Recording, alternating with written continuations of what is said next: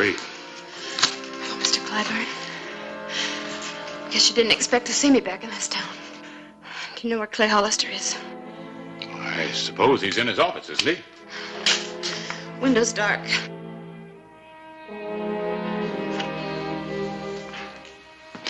He's coming across the street now. Gotta talk to him alone. I'm a little scared. Why? Sort of wore out my welcome with the law here in Tombstone. Clay wasn't just the law to you, Belle.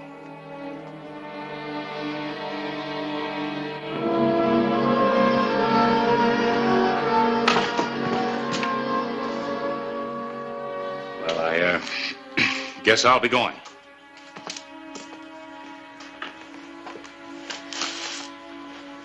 Lock up for me, will you, Clay?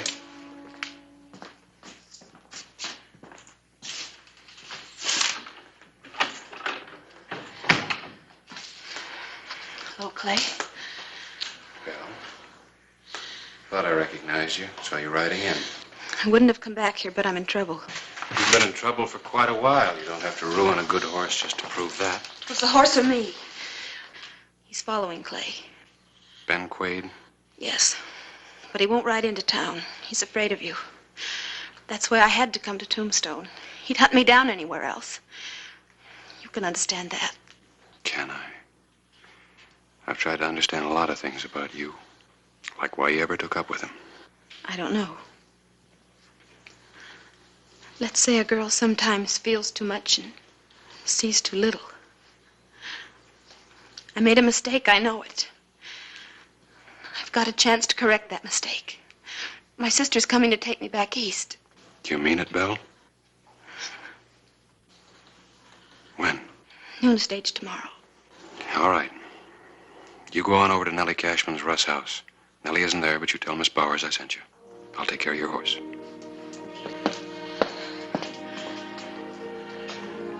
Thanks, Clay.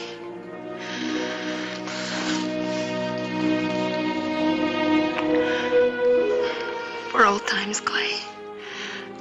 And all times.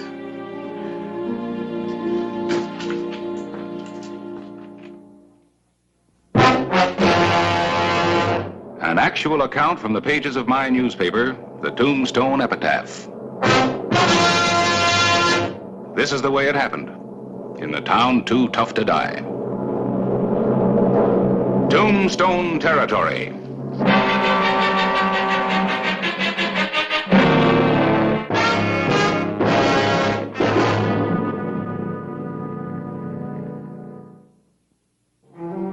The morning of January 21, 1881. Hermit Mesa, a short distance from Tombstone.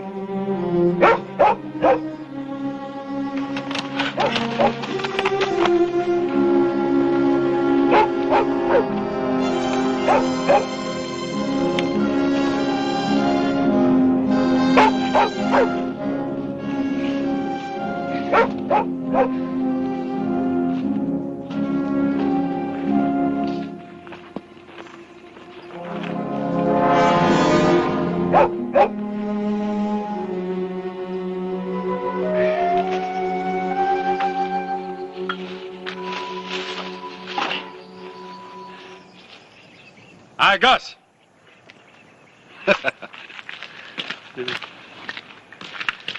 Oh, it's Mr. Ben Quaid back again. Look, I got some sulfur from that old mine at Sulphur City. You got any finished powder you want to trade? Yeah, Real good stuff, huh? the finest. Well, I'll take that keg there. You lash it onto my horse so it'll ride real nice and easy, huh? Yeah. Yeah.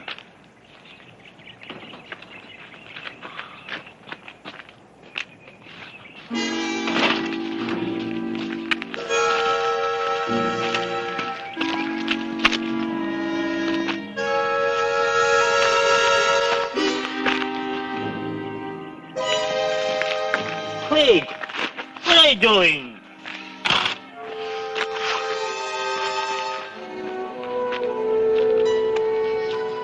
No. No. What are you doing? You're burning up my plate. No. Oh, no. No. Oh, no. Oh, no. No. Oh, no, no, oh, Mike, Mike, oh, Mike, Mike.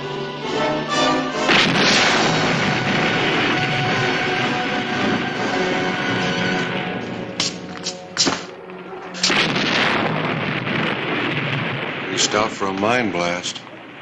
Sounded like it came from Hermit Mesa. Gus Neff's powder depot. Maybe a story for you, not a pretty one. Get your horse.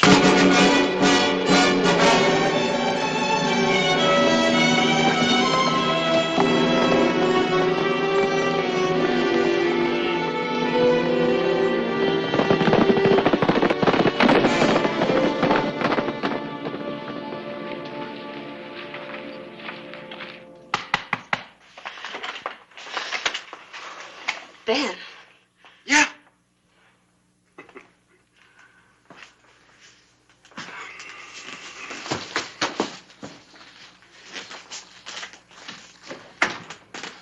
You know, it was real lonely in Poison Town. I don't like for people to run out on me. You don't like being shot at by Clay Hollister either. He knows I'm here, Ben. Well, Hollister's over at Hermit Mesa taking care of a sick friend. Now you get your clothes, Belle. I'm not going back with you, Ben. I told you. I said get your things.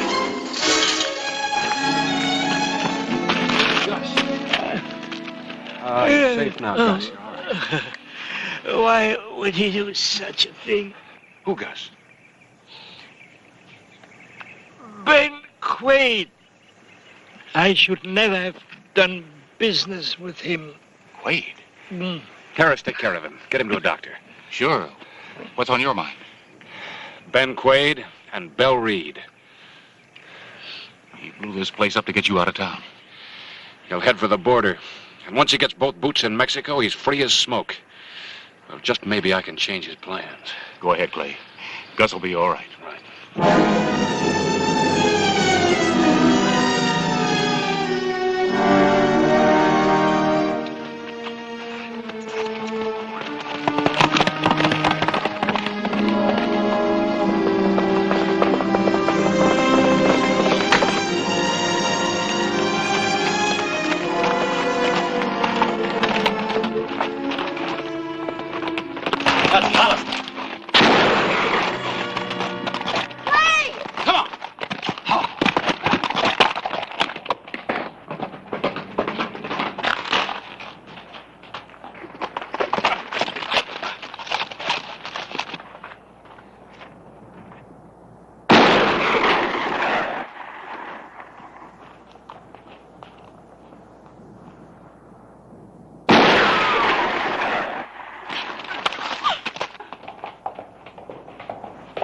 Get out, Belle.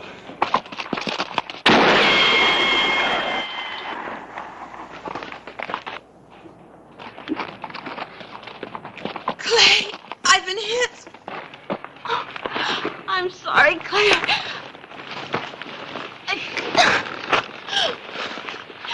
Hurry, Clay, my sister. I want to see her.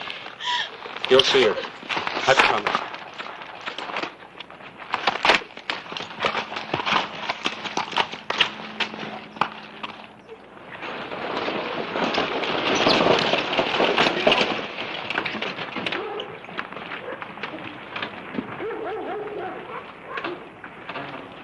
Miss Reed?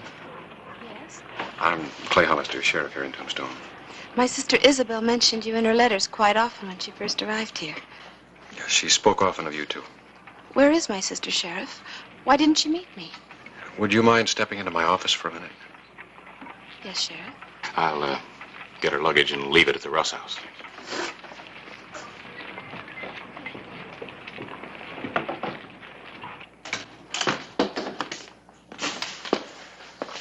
Sit down, please.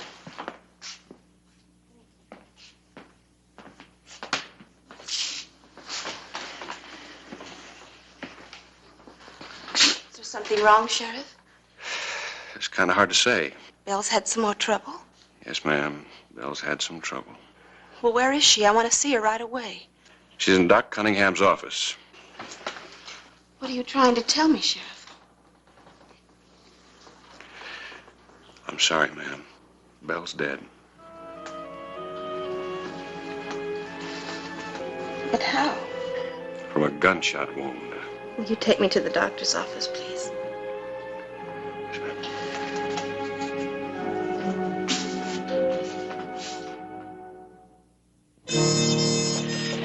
The morning of January 22, 1881, Belle Reed was dead. Her sister Gwen had only partially recovered from the shock. Oh, Miss Reed, come in. The wind's chilly this morning.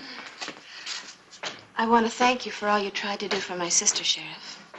Oh, I'm afraid I didn't help very much. Forgive my directness, Sheriff, but Dr. Cunningham tells me that some in town here thought that you and Belle were going to be married. Doc Cunningham talks too much. I don't mean that I didn't like Belle. I did. But she had her own ideas. That runs in our family. I liked her too, Sheriff. I loved her. We've got to do something about her murder. We, Miss Reed? Please call me Gwen. Sheriff, after you brought Belle to the doctor's, why didn't you take some in and go after Quaid? Well, because he would have been across the border into Mexico before I could have caught him. Why didn't you follow? I can't. Not wearing this star, no lawman can. Quaid knows that. Well, a lawman can't. But a woman can. You? Oh, Gwen, you're new out here, and you've been through a lot. You better let me handle this. Sheriff, my sister was murdered yesterday. And I've got an idea how to get the man who did it. Are you interested? Of course I'm interested. It's my job. And it's a lot more than that. Quaid doesn't know my sister's dead, does he, Sheriff? No, he's hardly the inquiring kind when he's being chased by a bullet. And I look almost exactly like Belle. When you got off that stage, you could have been Belle 16 months ago. If I were to wear her clothes and fix my hair like hers, even Quaid wouldn't know the difference. Oh, for a little while, maybe. But how would you find him? You don't even know what he looks like.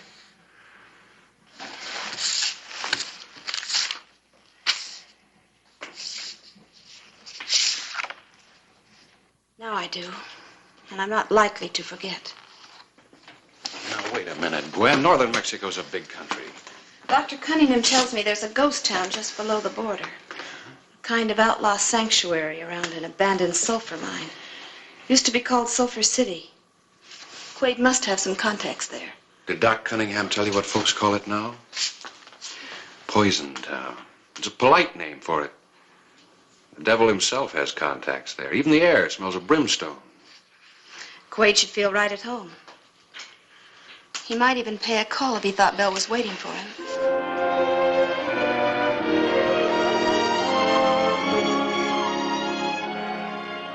There they are. All Belle's things. I've washed and mended her blouse, too. You've been awfully kind, Mrs. Bowers. Everybody has. I don't know how to thank you. Well, there's no need to try. Belle made some mistakes, but they didn't hurt anybody but ourselves. We all loved her. If I had only arrived one day sooner. Well, the wheel turns and the dice drop in. Plenty of people get hurt. It wasn't your fault. If you need anything, I'll be downstairs. Thank you, Mrs. Bowers.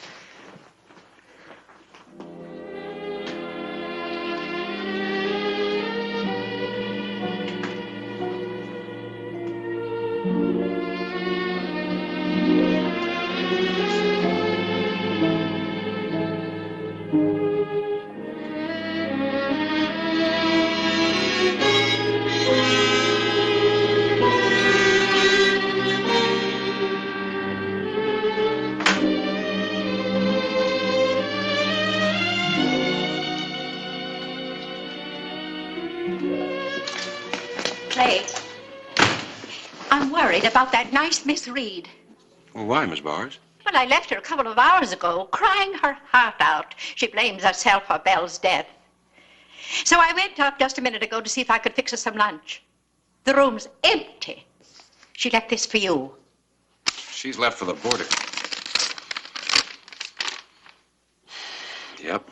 that riding outfit that Belle was wearing when she died? She's wearing it, Clay. Her own clothes are on the bed. She's gone to Sulphur City. By herself? What for? She thinks she can convince Quade's men that she's Belle, get Quade back across the border. That's like walking into the devil's living room. Clay, you've got to go after her. That's about what she figured. Well, you can't take him in Mexico. Well, I guess I'll just have to take a vacation.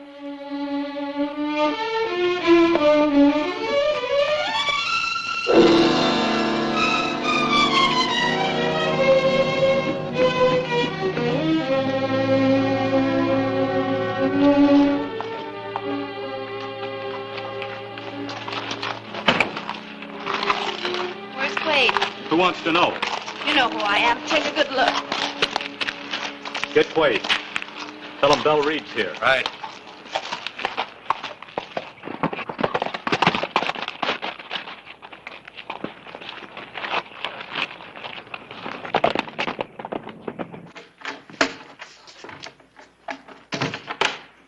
So you came back, pal? I figured you would. What about that sister? She took one look at me and started crying. Then she began preaching how I disgraced the family. You know the name she called me. Well, I'll make you forget all about that. Yes, sir. Now, come here. Dan, we've got some talking to do. Well, you never were one for talking. Not my Belle.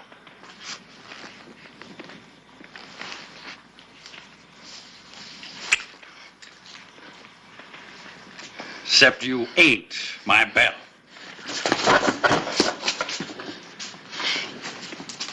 You've been playing that right through, huh? That face, his clothes, huh? You're the sister that came to take her away. An hour too late. Yesterday, a bullet took her away. In that ruckus with Hollister? You can put another notch in your gun.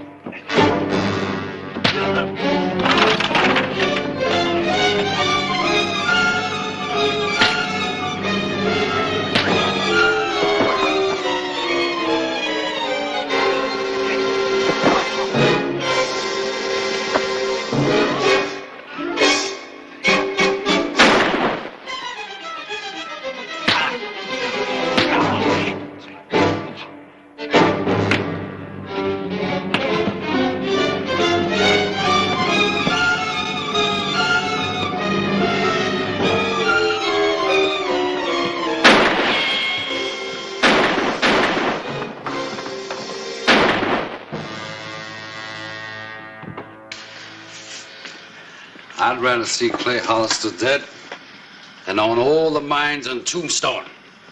And if that's him, I'm going to get my wish. There's a lot of good guns out there. You and me, we're going to pull them out into the open. You're? You and me, sister. Yeah. Now, because when Hollister hears a woman scream for help, well, naturally, he's just up and off.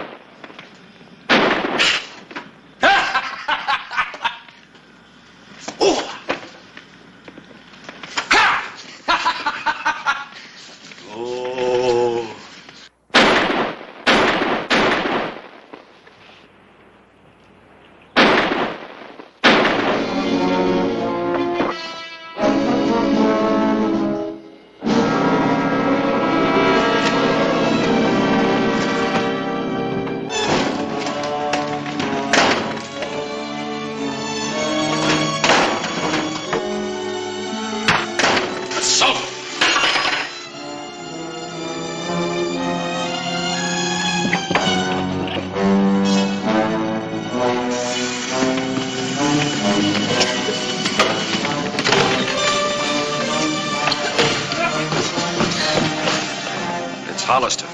I can wait for him.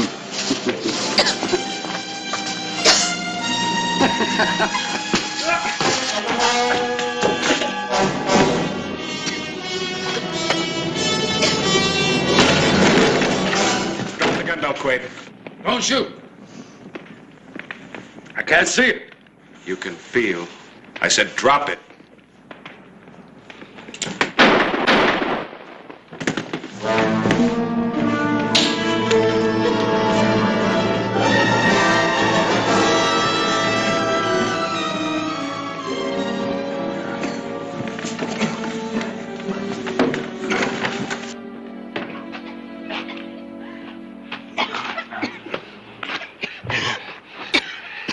You're all right now, Gwen. Breathe deep. Fresh air. All right.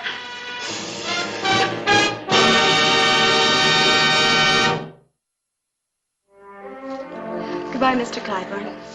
Goodbye, Miss Reed. Best of luck. I think I've enjoyed some good luck provided by your sheriff. We wish you wouldn't go. In some ways, I wish I didn't have to. Well, goodbye, Gwen.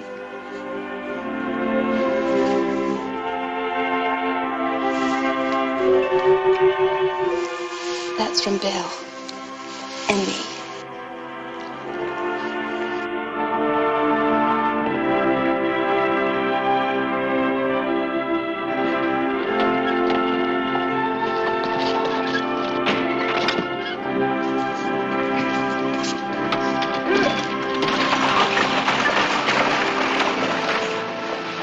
Their sister's all right. What do you mean by that?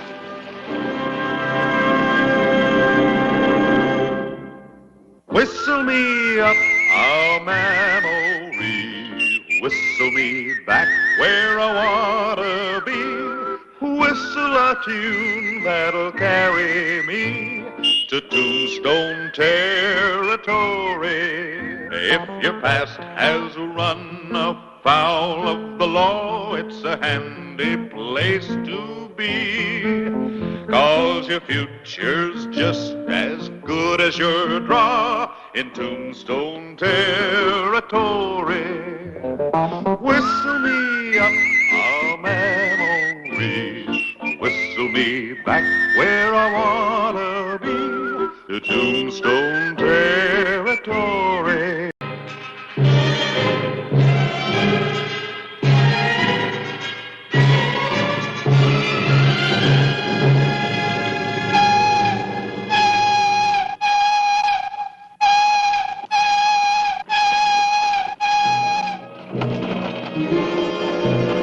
Tombstone, Arizona Territory.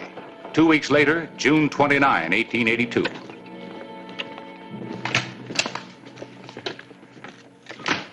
Morning, Quint. Hi, Harris. How do you like the sheriff's desk? Well, I don't like the responsibilities. How about a game of cribbage? Yeah, I've got time for a game. Good. It won't take me long to trim you.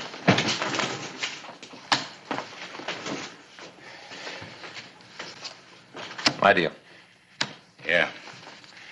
Any news from Clay? No news.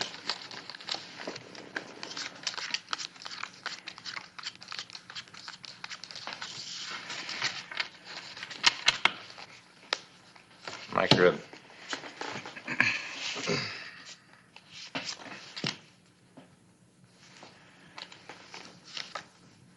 Well, there's nibs for a pair.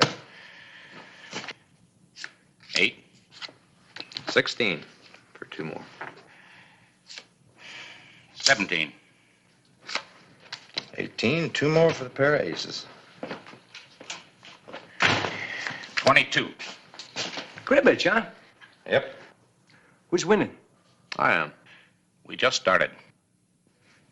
Telegram? Sheriff in? Out of town. Expect him back soon. Oh, Hey, wait a minute. Is that a telegram? yeah, it's for the sheriff. Well, I'm his deputy. That's right. You're his deputy. And when Clay's gone, I'm in charge. That's right, Ben. You know what I'm in charge of? The telegraph office. Look, if it's personal, okay, but if it's official business, hand it over. Come on. It's official business. It's addressed to the sheriff. So if you want to hear about the 4 escaped convicts heading east from Yuma, you just ask the sheriff when he comes back and picks up his telegram.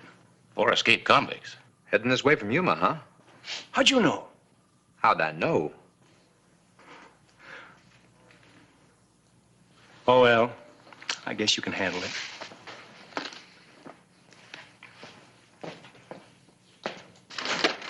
And Ben and his practical jokes. Pretty grim joke. 4 escaped convicts. Yeah. I wonder what the odds are that... No, it's impossible. What? I was wondering what the odds are that Clay, riding down alone from Globe, might run into him. Nah, I wouldn't book those odds. Look. Aces and 8s. Dead man's hand.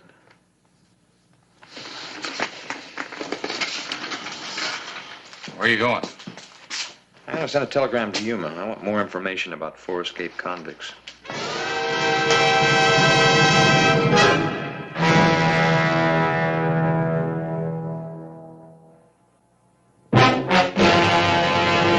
An actual account from the pages of my newspaper, the Tombstone Epitaph.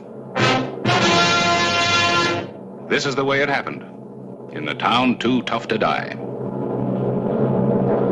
Tombstone Territory.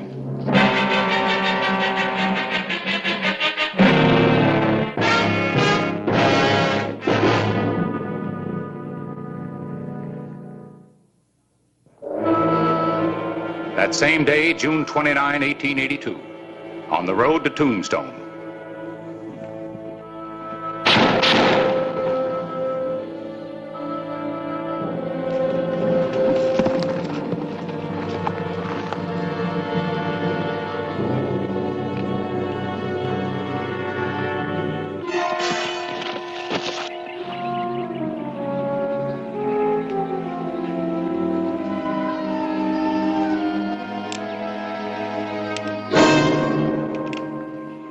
On your feet, drop your guns. Looks like we caught ourselves a lawman. Maybe, maybe not.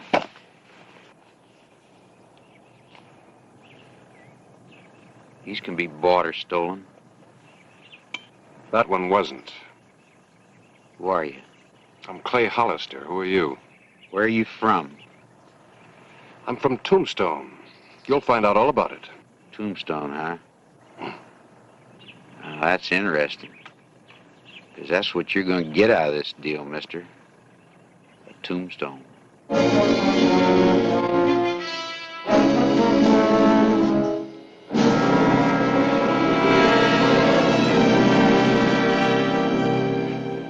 You did a good job on him, mister. He was dead when I got here, and you know it. Yeah, sure. Well, check my guns.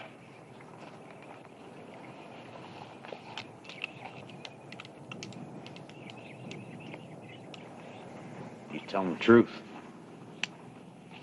I guess we get somebody else to thank. Toby? I didn't kill Finch. I never killed anybody in my life. Parker? Well, I'd thought about it, but I didn't do it. That leaves you, Eggleston. Not me. I like Finch. Oh, looks like maybe he shot himself in the back, huh? Maybe. Right now, we're going to take care of you, Hollister. Kill him here. Hey, what do you want to do? Go back to jail in a hurry? Somebody else might have heard those shots. Come on, let's go.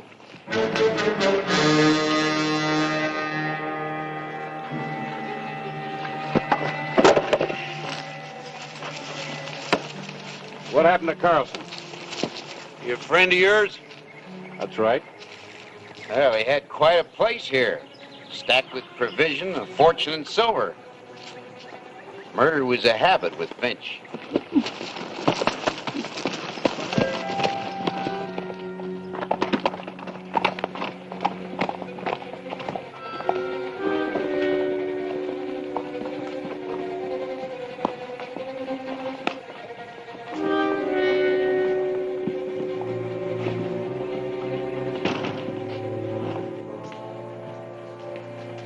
Time to that bed.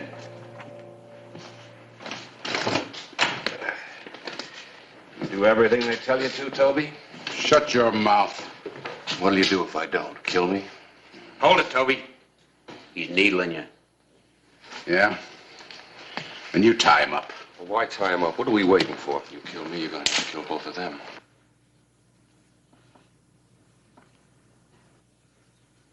What do you mean? If they get captured, they'll testify against you. And you'll hang for murder.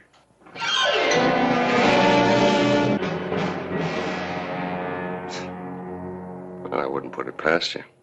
Get rid of me and the silver's a two-way split. Maybe Finch wasn't the only greedy one around here, huh? Finch wanted too big a share. I only want what's coming to me. That's what I want. I plan to get it. Oh, they'll give it to you. You're working hard, aren't you, Sheriff? You got a gun, Eggleston, you kill him. What's the matter? You scared? You weren't scared of Finch? Go ahead. You do it. You better remember, Eggleston. You got witnesses.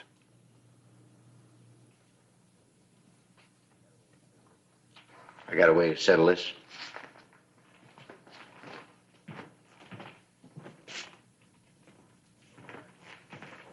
Low card kills. I'll settle for that. Yeah. Then Lady Luck killed him. I can tell you right now who's going to lose. And Lady Luck won't have anything to do with it.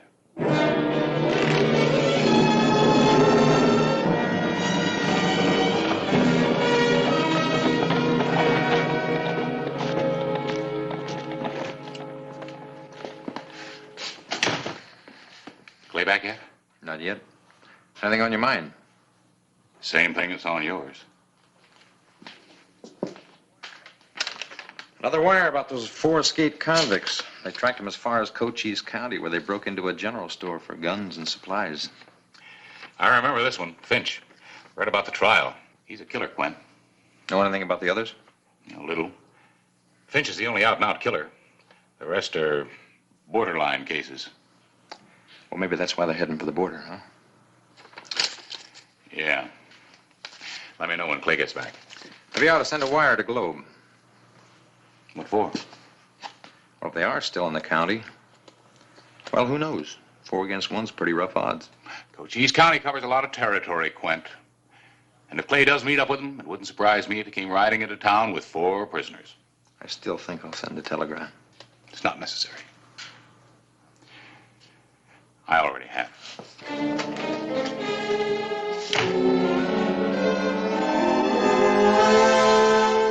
All right. Low card kills.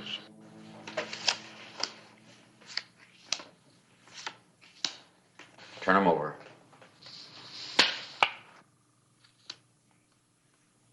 King.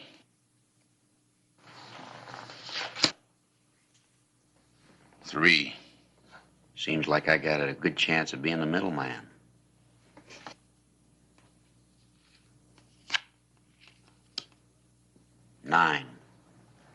Looks like you're elected, Toby.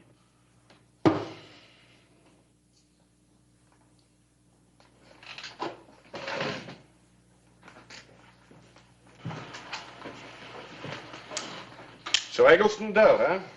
Well, like I told you before, I knew who was going to lose. They're getting ready to shoot you in the back right now. Why, you...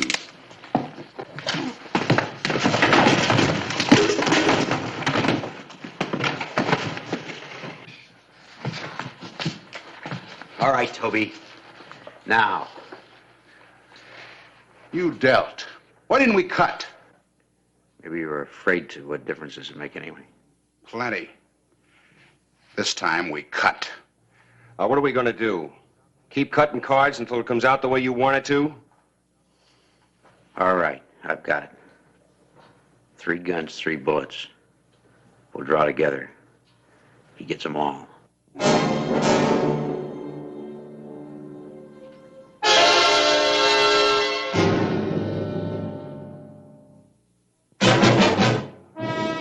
June 29, 1882. Mid-morning in Tombstone. Clay Hollister was several hours overdue.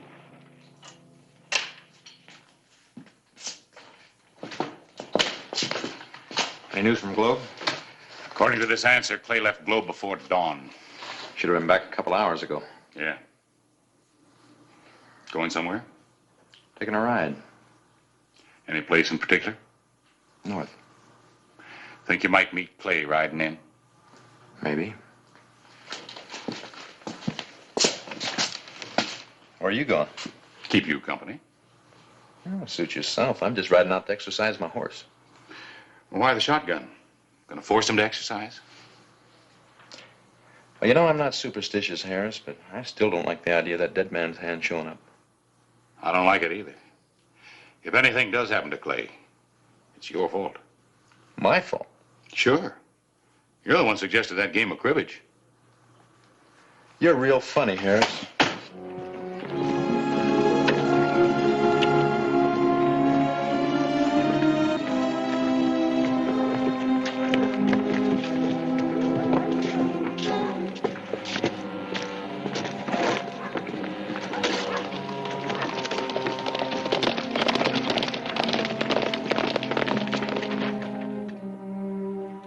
Draw at the count of 3.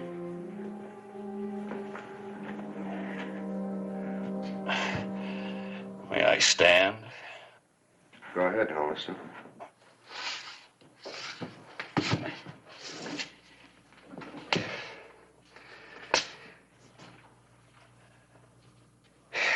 Well, at least I got one consolation.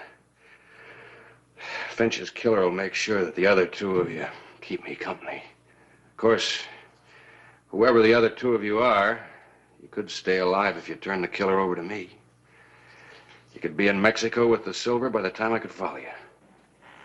Start counting. Hollister, you just give me an idea.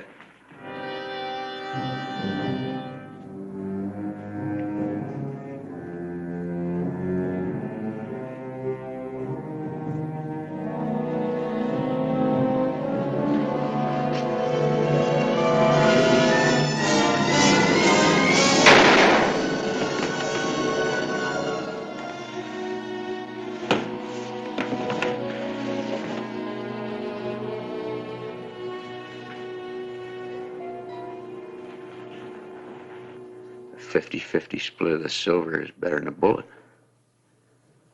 Toby killed Finch. We killed Toby in self-defense. That puts us in the clear. Yeah, once we get rid of the witness.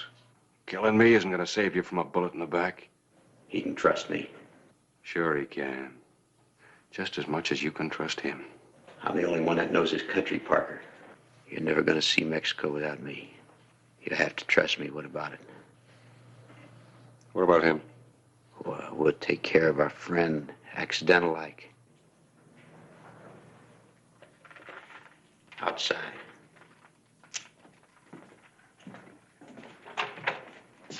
Come on, move.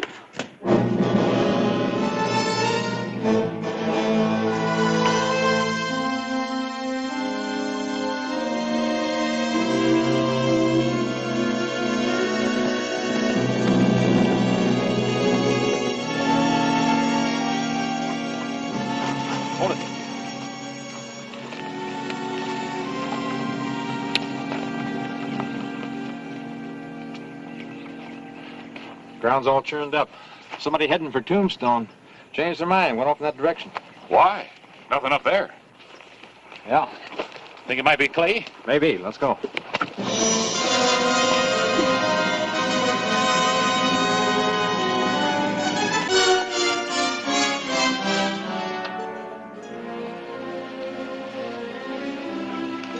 Well, let's dump him in the mine. Later.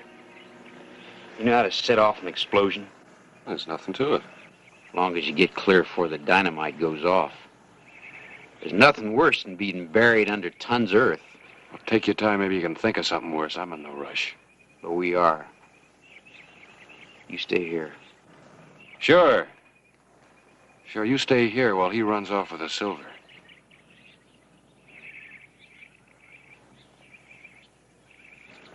I'll go with it. I can carry a few sticks of dynamite myself. You might trip and fall. With the silver.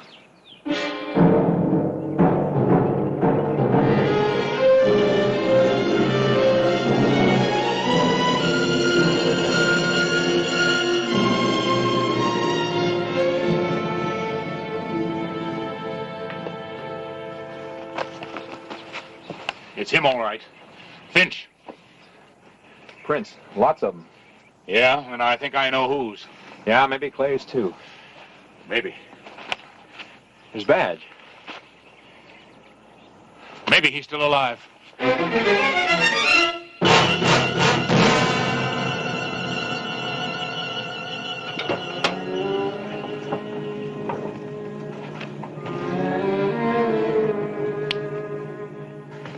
Here it is. You wanted to come, you carry it. Keep your eye on Hollister while I find some fuses. If you can trust me that far.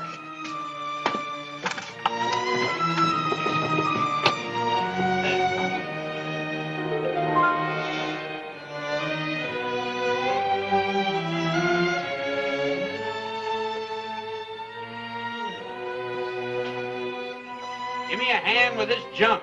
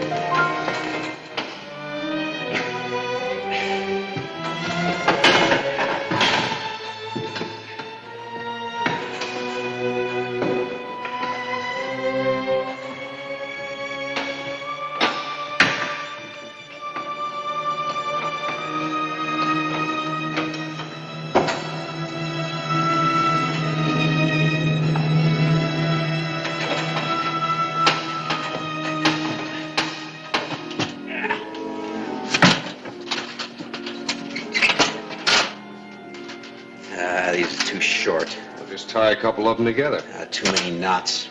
Put out the fuse.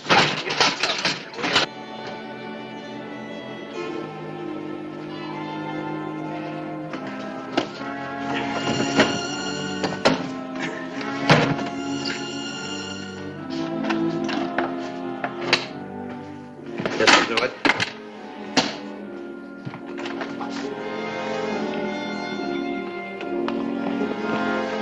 Inside the bonnet.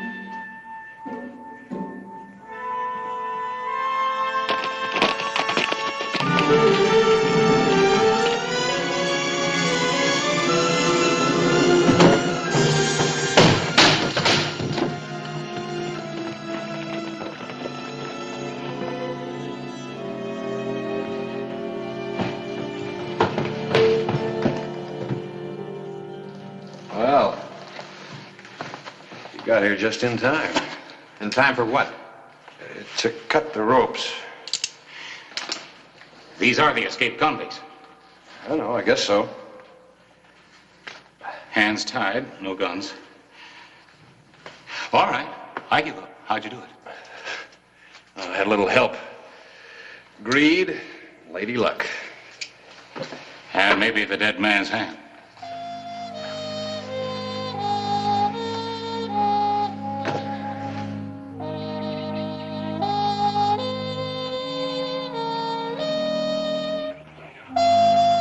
Got it. Yeah.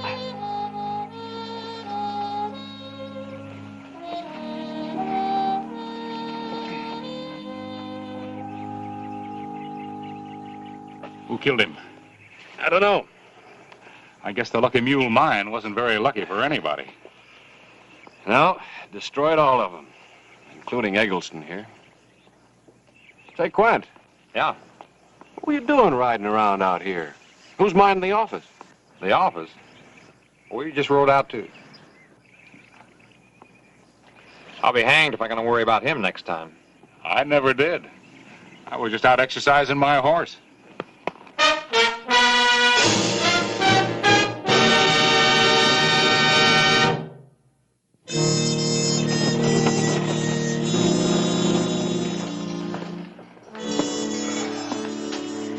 Eggleston seems to have lost some of his confidence. Well, I imagine he'll perk up in time to give some fast answers to the federal marshal. They better be fast. Say, Quint, how about doing the rounds? Yeah, as soon as we finish our game. There's. All right, why not? Day's shot anyway. Well, I'm ahead. I've pegged 6 points. Yeah, I know. And you haven't pegged any. I know. Say, you're not using that same old deck, are you? Yeah, why not? Well, that's the one that gave you the aces and eights, the dead man's hand. There might be another one in there. Say, Quint, if you don't mind, I do have a paper to get out tomorrow. Yeah. I got my responsibilities, too. You wouldn't be superstitious, would you? Superstitious? Of course not.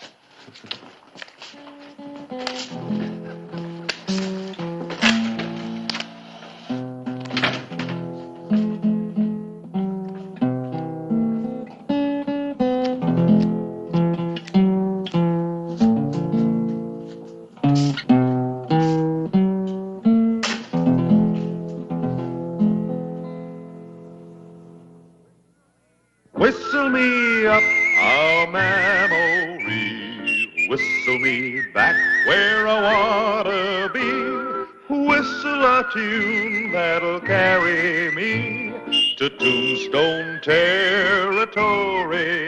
If your past has run afoul of the law, it's a handy place to be. 'Cause your future's just as good as your draw in Tombstone Territory. Whistle me up a memory, whistle me back where I wanna be, to Tombstone Territory. Can you walk? I don't think so. Great. A couple of shots will flush them out. Be careful and shoot high. Careful. They're convicts. They're on foot and they're unarmed. We don't have to push our advantage.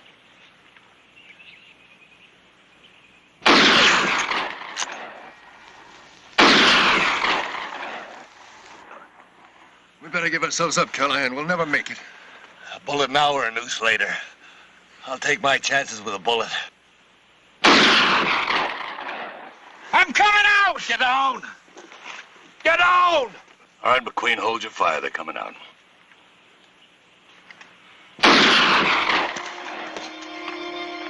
That was murder. What kind of a deputy are you, anyway? The orders are dead or alive. Shut him down. Well, Holden, I'll try it too.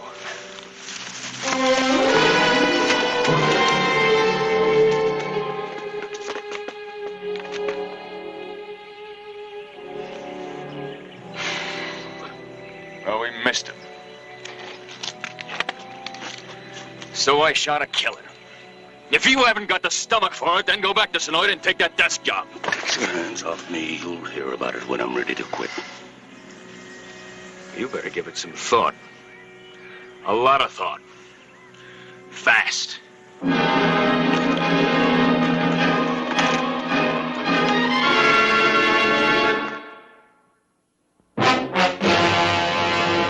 An actual account from the pages of my newspaper, the Tombstone Epitaph. This is the way it happened, in the town too tough to die. Tombstone Territory.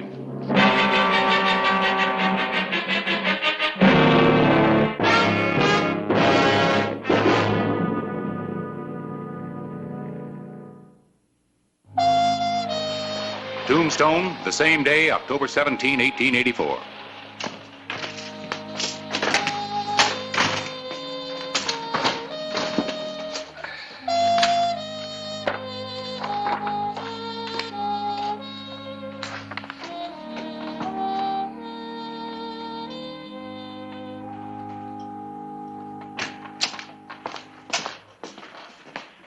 Jim Patcher said you wanted me to come over as soon as I could. Yeah, thought this would interest you.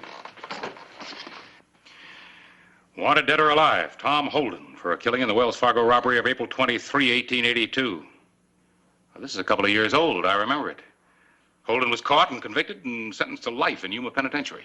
And 3 weeks ago, he escaped with 2 other convicts. Oh. And he's been wanted dead or alive again ever since, up until yesterday. They caught him? No, they found new evidence that he's innocent. Well, at least innocent of the killing.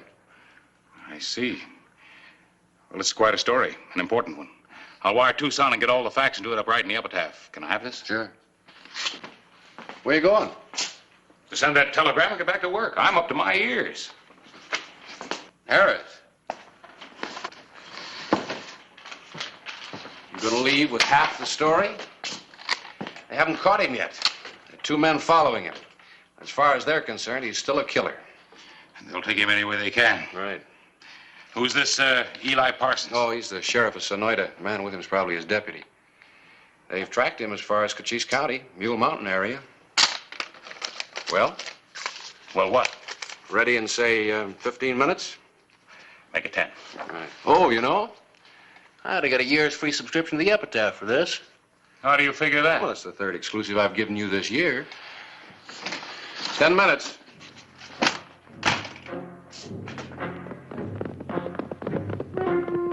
A few hours later, near the foothills of the Mule Mountains.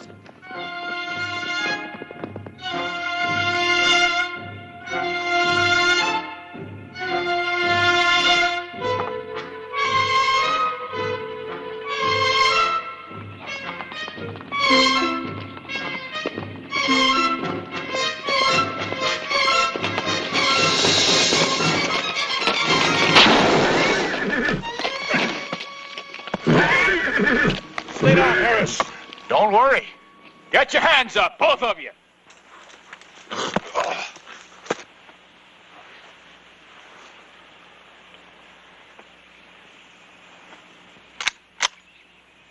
Now walk over and keep your hands high. Take it easy, mister. I said get your hands up.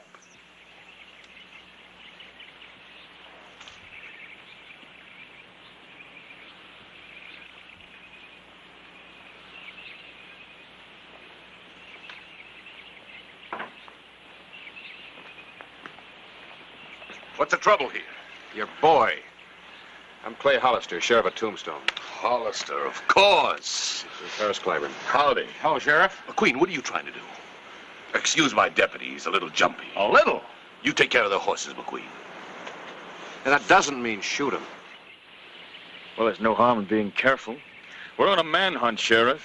You could have been the man we're searching for. Oh, is that so? Yeah. Well, I understood the men that you're looking for are on foot. All right, McQueen, take care of the horses like I told you.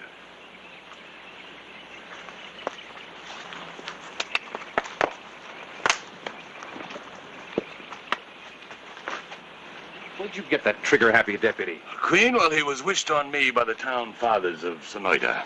You mean he doesn't shoot at them? No, he's after this. But welcome anyway, such as it is. Let's get on inside. Tell me, Clay, what brings you out here? Nothing happening in Tombstone? Oh, I got a telegram from the U.S. Marshal in Tucson. He asked me to contact you about one of your escaped prisoners. Well, Holden could be innocent then, huh? Yeah, according to that, they've got new evidence, and they want to give him another trial. Holden was convicted of killing a Wells Fargo agent. I was at the trial. They had a good case against him. Sometimes the law makes mistakes. Yeah, like anybody else, I guess.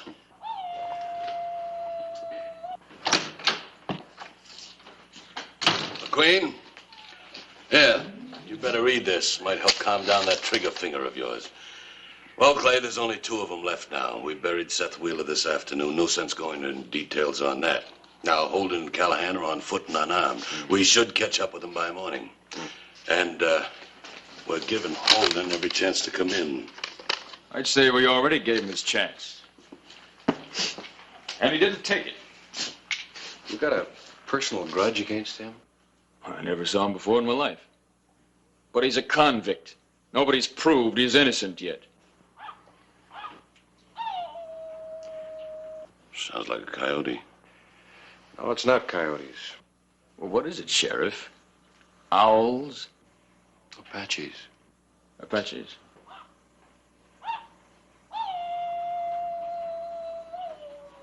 Renegade Apaches have been raiding the prospectors in these mountains.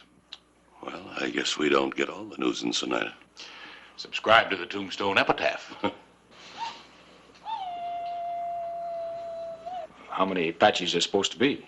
Some say 15, some say 50. That puts us about the same boat as Holden Callahan. No, not quite. We've got guns and they haven't. But we got something else working for us. Apaches don't attack during the night. They'll wait for dawn. We'll just have to get up real early.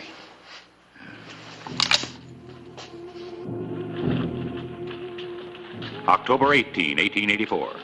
Sheriff Parsons followed the trail of the escaped convicts with an experienced eye. Their time was running out, and there was no trace of Indians or coyotes.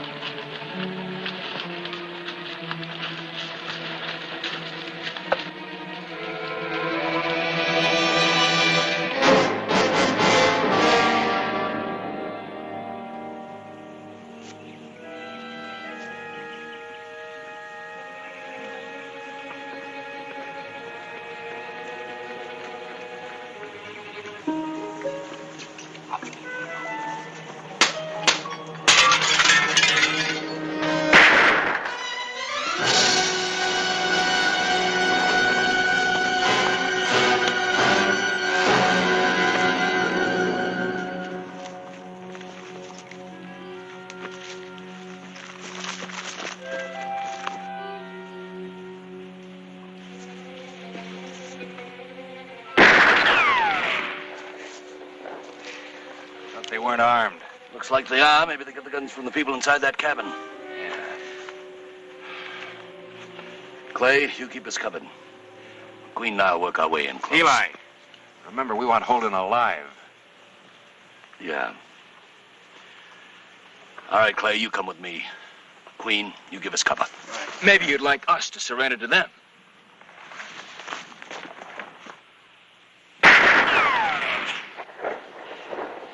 Eli, you talk to him from here. I'll circle around behind the house. Clay, wait a minute. I'm supposed to be taking the chances here. Well, you're not exactly home in bed.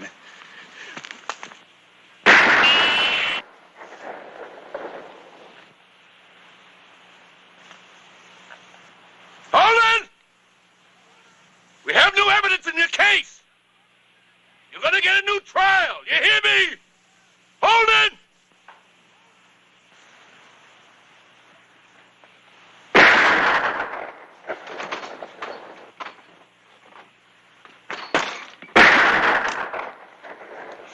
Holden! Give me the rifle. Come on in. How is it, Parsons? It looks worse than it is. Take him inside, McQueen. I've got bandages in my saddle pack.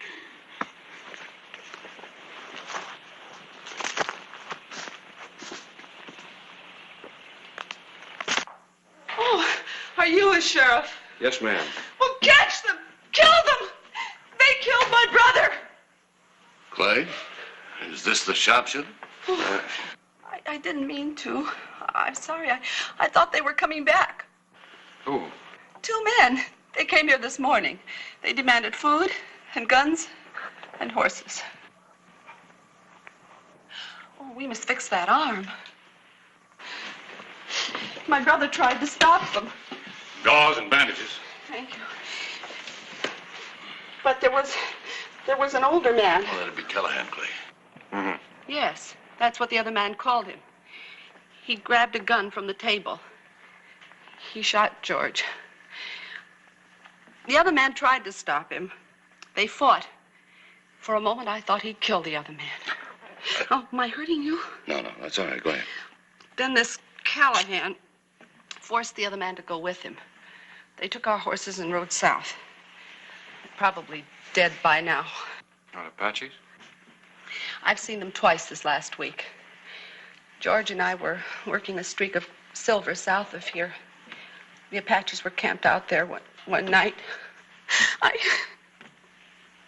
It's been so hard here. George tried.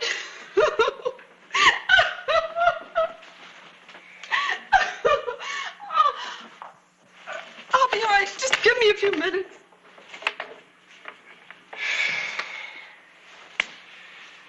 Well, what are we going to do with her? Can't leave her here, can't take her with us. Clay, I'll stay here and help. I'm not good for much else. Well, let's go.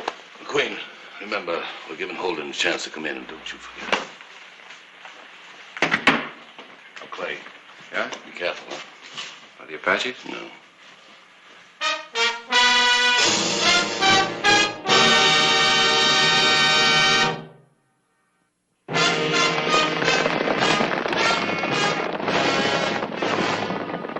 October 18, 1884, noon.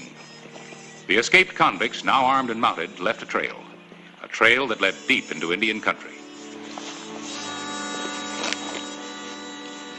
Holden and Callahan? I don't know. You take cover here, I'll scout ahead. And if it is Holden and Callahan, I want to take them without gunfire. No sense advertising ourselves to the Apaches.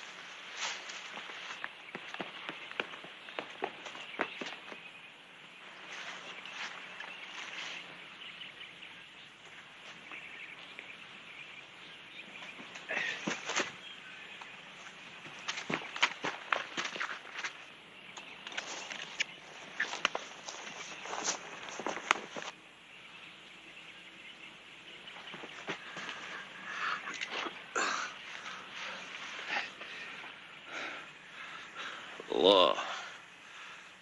So you made it. You're as good as dead, Sheriff. I never saw so many Indians. You know something, Sheriff? You ain't no different from me or them Redskins. You shot down Wheeler when he tried to give himself up.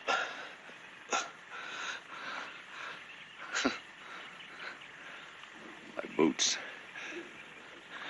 They even took my boots. What happened to Holden? Bullet or a noose. I never figured on an arrow. Is Holden still alive? Gave him my gun. Told him to make a run for it. Where'd he go? Up there somewhere. What difference it make? We're all dead, man.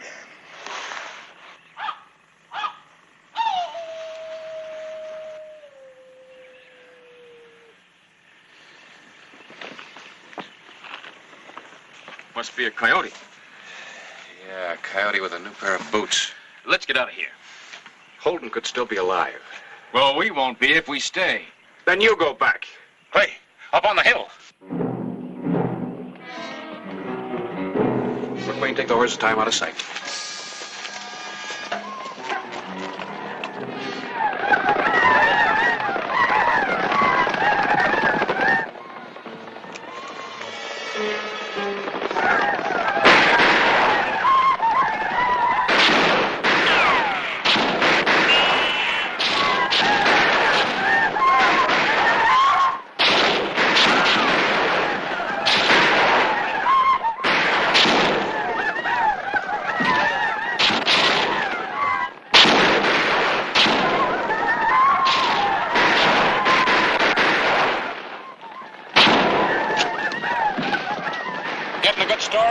Exactly what I had in mind.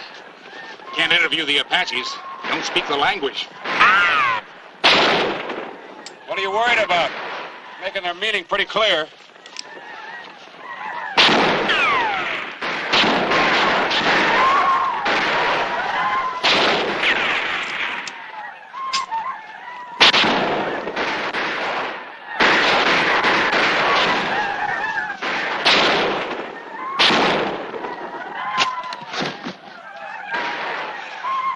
Sure of one thing. What? Queen's on our side for the time being.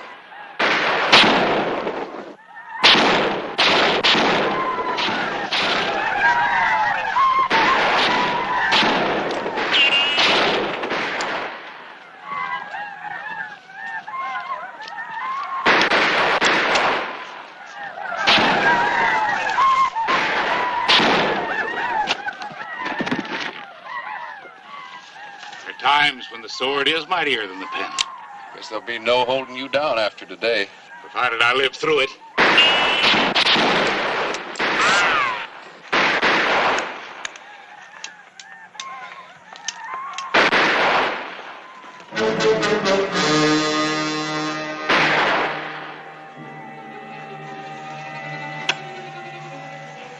Holden's still alive.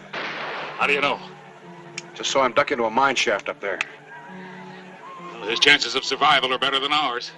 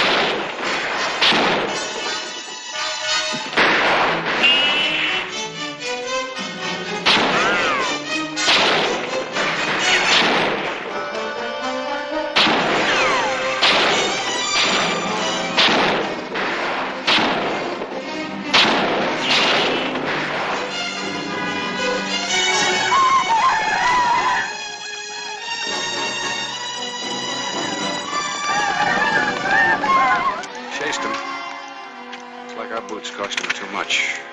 McQueen! Yeah, I'm here. I'm low on ammunition. How about you? Couple of rounds. Look, let's get out of here before they come back. You two stay here with the horses. I got some unfinished business. Holden? That's right. Where? I'll take care of him.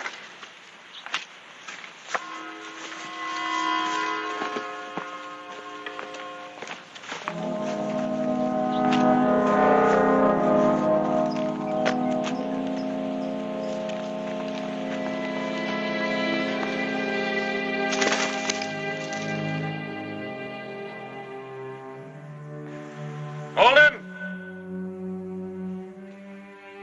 Can you hear me?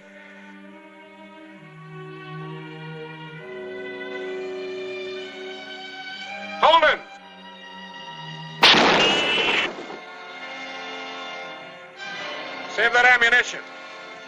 I got a telegram from the U.S. Marshal in Tucson. You're going to get a new trial. Can you hear me? Don't spoil it for yourself now. Throw out the gun and follow it. One bullet.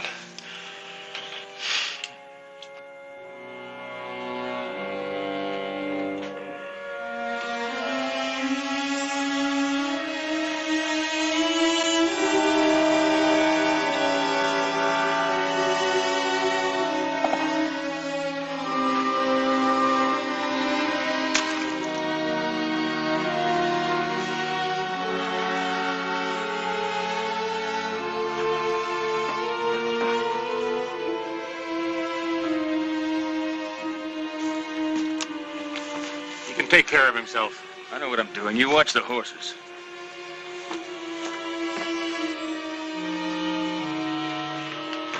I'm not armed. Well, they really shot you up good, didn't they? I'm still alive. Can you ride? If I'm really getting a new trial, I'll walk to Tucson.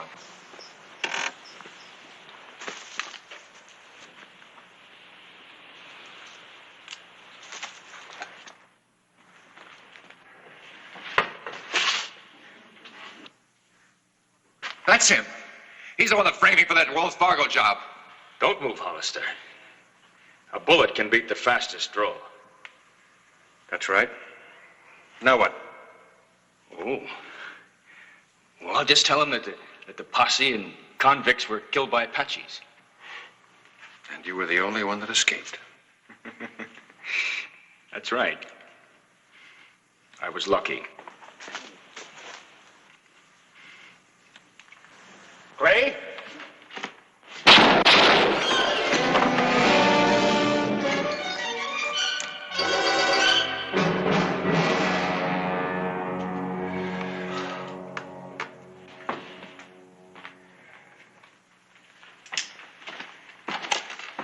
Your timing couldn't be better. Let's go have that leg taken care of.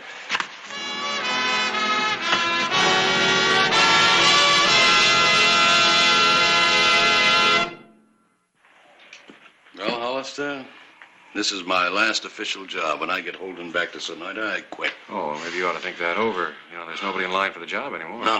McQueen wasn't right for it. Anyway, Sonoyta needs a younger man. Besides, I've made a business deal. Oh, business deal? Yes.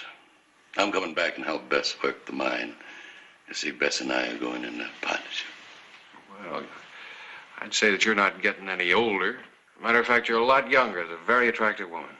Thank you, Sheriff, but I do need help. Well, bye. Goodbye. Yeah, and who knows about that mine? I wish someone would take a shot at me. Oh, well, you just keep writing those fiery editorials.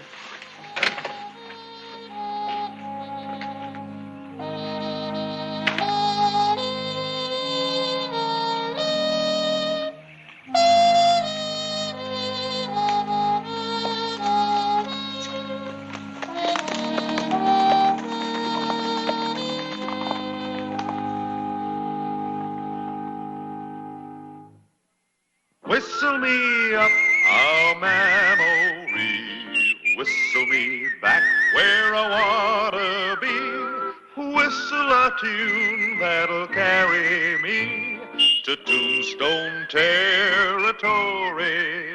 If your past has run afoul of the law, it's a handy place to be.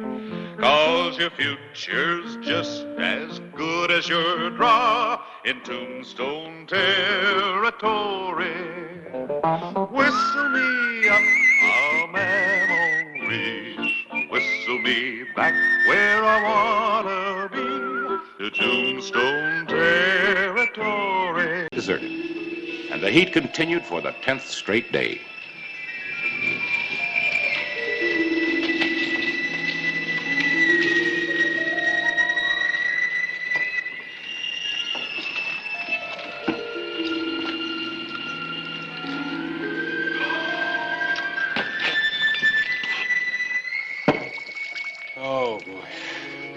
I wonder when this is ever going to let up.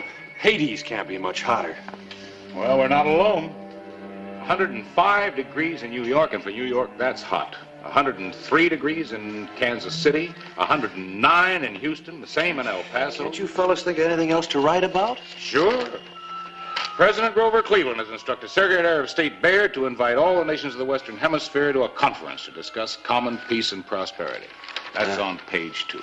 Everybody wants to read about the heat. I know. It makes people feel better to know that other people are in the same kind of hot stew.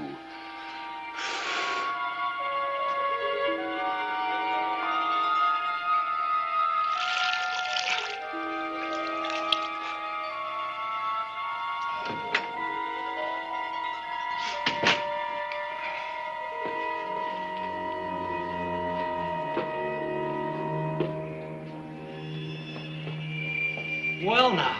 Oh, it's awfully hot for a young girl to be out walking around. What can I do for you, ma'am? Here, now, are you all right? Oh!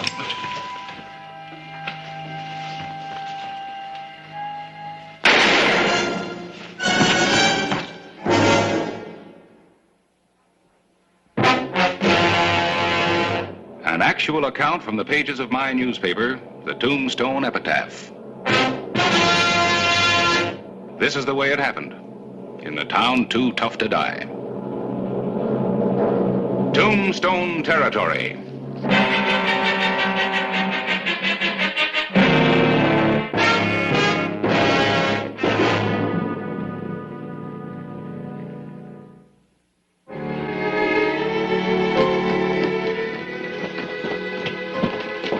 What happened? I don't know. She's all right, though. Just fainted.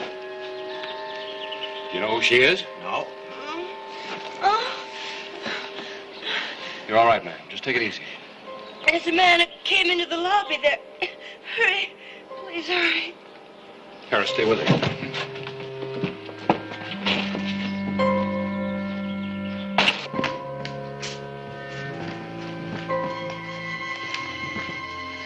Dead? Yep.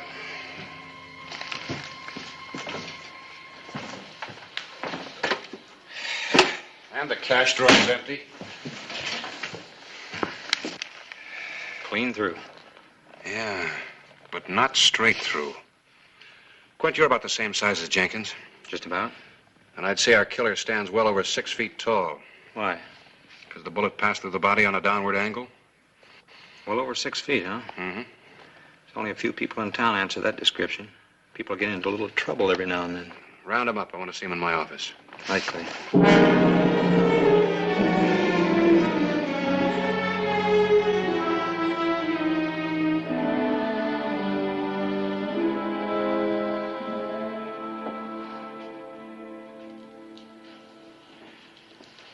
You feel all right now, Miss... Mrs. Curtis. Yes, thank you. Much better. Mrs. Curtis, your husband, is he with you? My husband died 3 months ago. I'm on my way to visit my sister Lillian in Los Angeles. But in this heat, I've been taking the journey in easy stages. And you're staying at the American Hotel? Oh, no, the Grand. Well, then you were visiting somebody at the American? Oh, no, I don't know anyone in Tombstone, Sheriff. I was just out walking. In this heat, ma'am? Well, I felt so cooped up these last few weeks in stages and hotels that I just felt like the walls were closing in on. Miss Curtis, can you tell us anything about the killing, perhaps? Describe the man who fired the shot? Oh, I wish I could, Sheriff. I was just out walking, and I felt faint, and I walked into the American Hotel, and I heard a shot, and I fainted, and that's all I can remember. Then you didn't see the man who fired the shot? No, I didn't see anyone but the clerk. And that was when you fainted? Oh, yes, Sheriff, I told you that. Oh, yes, ma'am, but I thought maybe you might have made a mistake.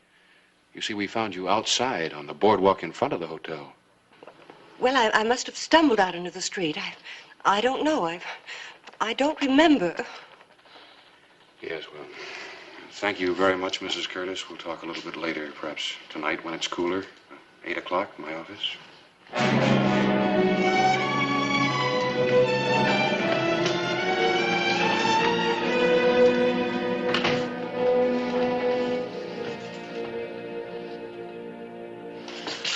Badge or no badge, Hollister, I'm not going to stand for this. I'm accused of murder.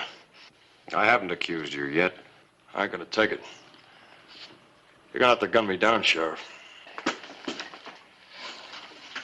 I don't want to have to gun you down, but I'm going to ask you some questions, and you're going to answer them. Told you were drinking too fast for a hot day, Whitcomb.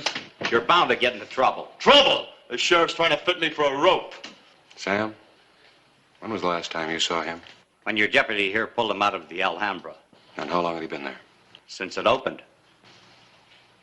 Are you sure? Sheriff, it's a hot day. Too hot to lie. All right. You. I need something to wash away this crummy taste. That kind of washing gives you an awful lot of trouble, Whitcomb. You better take it easy.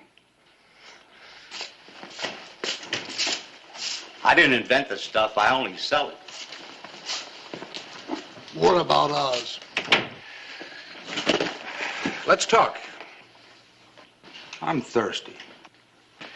You were the first person that saw Lola Curtis. No, I wasn't. Jenkins' killer saw her before I did. All right. Me and Fred here was sitting over at the Oriental for a couple of hours. My clothes were getting kind of sticky with the heat, so I decided to go out and walk around. That's when I heard the shot, found her stretched out in the walk. You were in the Oriental for a couple of hours and didn't leave? Not even once? That's right. Who saw you? Everybody was there. Why don't you ask them? I will. You heard the bartender. It's too hot to lie, Sheriff.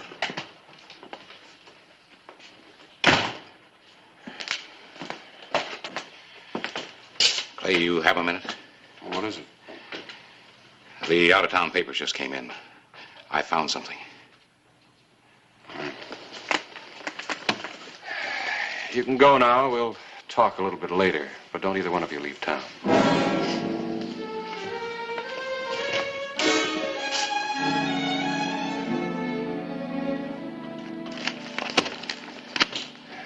An unknown killer roaming the streets of Houston during the midday heat shot and killed the Wells Fargo office manager. Same thing in Kansas City, El Paso, and Dodge. Different locations, same crime. In some places, the killer struck more than once. And look at the dates. This killer, whoever he is headed straight for us. And now I understand he's here. Fortunately for you, I am also. Suppose you tell us about our good fortune. Metcalf is the name, Douglas Metcalf. And the business, Mr. Metcalf? The Siesta Killer is my business, Sheriff. I'm an investigator for the Great Southwestern Insurance Company. Insurance? Yes. So far, he's hit 5 of the establishments we cover. Our company stands to lose some $27,000. And I stand to lose my job also. So you see, I have quite an incentive. Yeah, so do I. Shall we pool our forces for our mutual benefit? Your credentials, please. Yeah.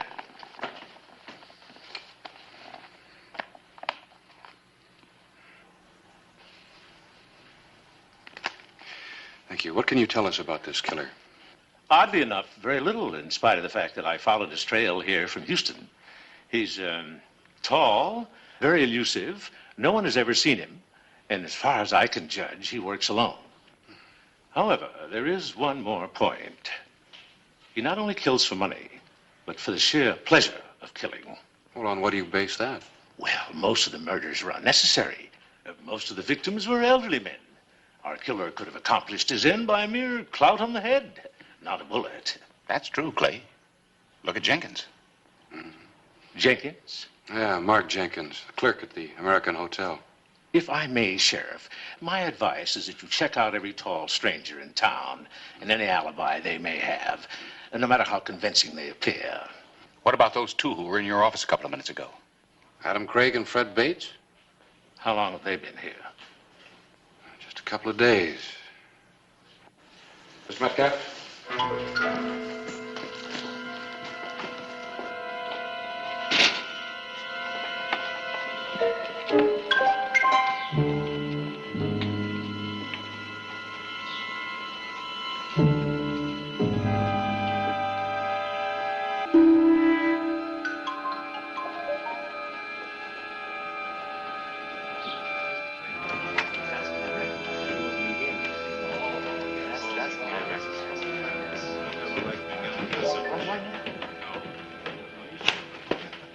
I know this man, Sheriff.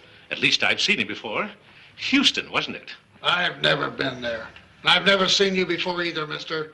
Now get out of here. I know it was Houston, Sheriff. I said get out. I could testify to it. Yes, indeed. I think at last we found our man.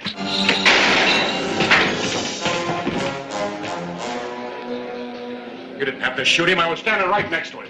One of the rules for ripe old age is not to depend on others, not even sheriffs.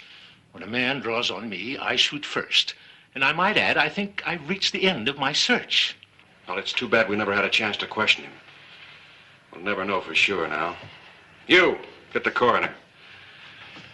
Now, Craig, how long have you known him? I just met him yesterday. We're staying at the same hotel. Which one? The American. Let's take a walk over to my office.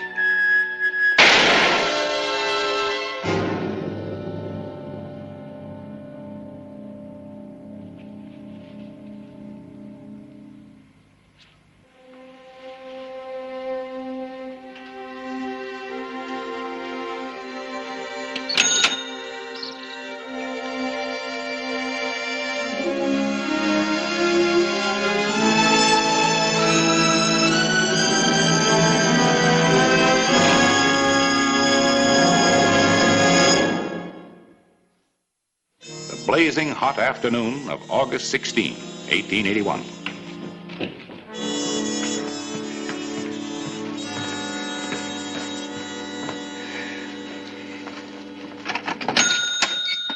Another empty cash register.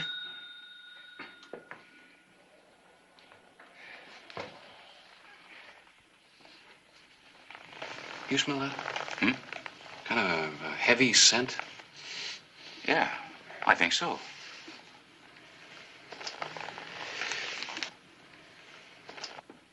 Well, Bates is dead, and Craig was with us when it happened. Looks like we've run out of suspects.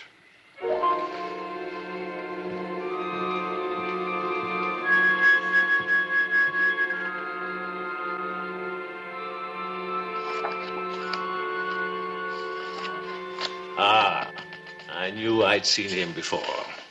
Fred Bailey, wanted for bank robbery in Houston. As I told you, Sheriff, I never forget a face. Clay, I just spoke to old man Fennedy. He was in Hafford's saloon opposite the Occidental. He says he heard the shot and looked out the window, but no one came out of that hotel. The American and the Occidental. 2 hotels, 2 dead bodies, and 2 empty cash drawers in 3 hours. That's quite a day's work. The question is it enough for him? Maybe not. Most of the newspaper stories give him a 2-day operation. Houston, El Paso, Dodge. There's only one way we can't play it. How's that? We'll try again. Notice.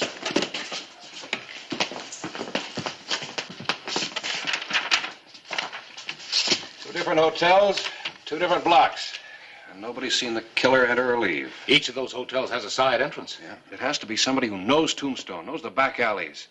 Somebody who's been here more than just a couple of days. Look, gentlemen, our killer is moving in a southerly direction. First the American Hotel, then the Occidental Hotel. It's my guess that he'll hit this block next, the Cosmopolitan Hotel. Is that a rear entrance? Yep.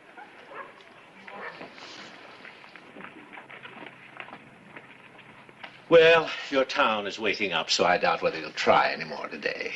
And we'll be ready for him if he tries again tomorrow. Gentlemen, let's keep this just to ourselves. Naturally. Now, if you gentlemen will excuse me, I think I'll go soak in a tub.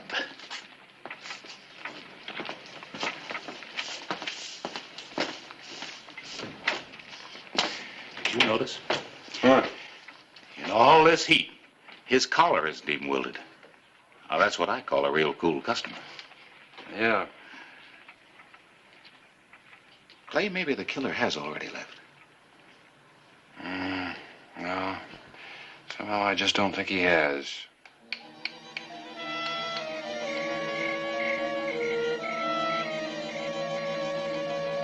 Well, folks, thank you very much. And if no one has anything to add to what's already been said, I suggest we break this up. Would you care to join me for dinner, Miss Curtis? One of the features of Tombstone is the plum pudding of the Cosmopolitan, a specialty of the house. I couldn't, thank you. It'll give you strength to battle the heat. No, I just couldn't really. I keep hearing that shot and seeing that poor man fall. I must confess, gentlemen, I'll be glad to be leaving Tombstone. Well, you're leaving town, Miss Curtis? Yes, I'm taking the afternoon stage tomorrow at 5. Well, a word of advice, if you don't mind. Don't leave your hotel room tomorrow until you're ready to check out. I think I've learned my lesson. Thank you. Well, if you don't mind, I think I'd better just see you to your hotel room. Good night. Good night.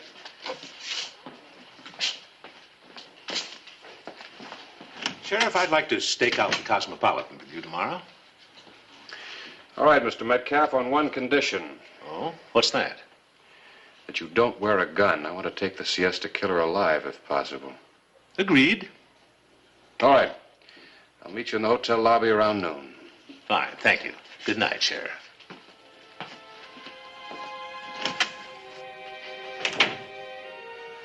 Thank you, Mr. Clyburn. Good night. It was my pleasure, Miss Curtis.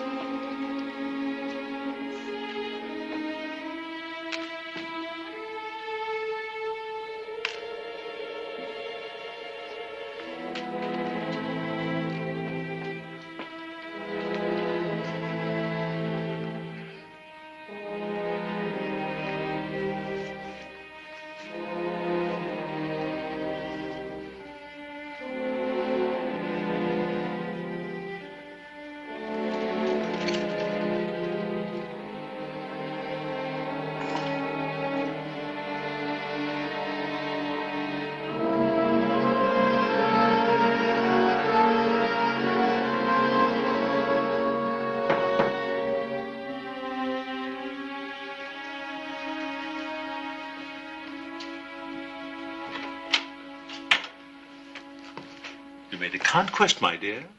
The editor likes you. There's a stage leaving in the morning. Let's take it. But, Lola, dear, we haven't completed our business. Well, I'm sick of our business. I'm sick of killing tired little old men. We've had enough. Money, yes. But I get a lot more out of it. Douglas. Little Douglas. Big men patting me on the head. When they walk, they stretch their legs. I'm like a ridiculous popinjay trying to keep up with them. Mocking me, always mocking You've me. had revenge and pleasure. My dear, the Siesta Killer is a tall man. Well over 6 feet tall. No one ever thinks of a murderer as a little man or a beautiful woman. I've had enough. Well, I haven't.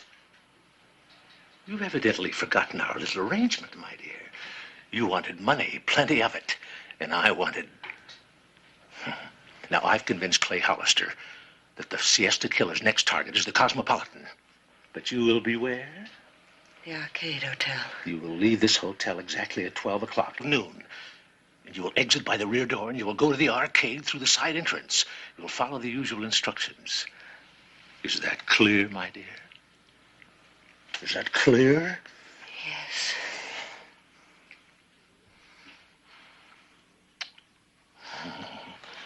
Pleasant dreams, my dear.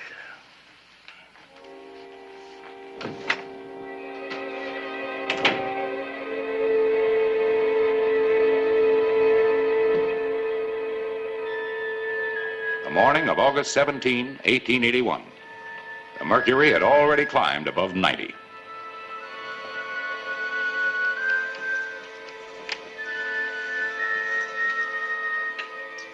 You sure you have enough deputies staked out? Never have enough. Come on. You better get going. Right, Clay.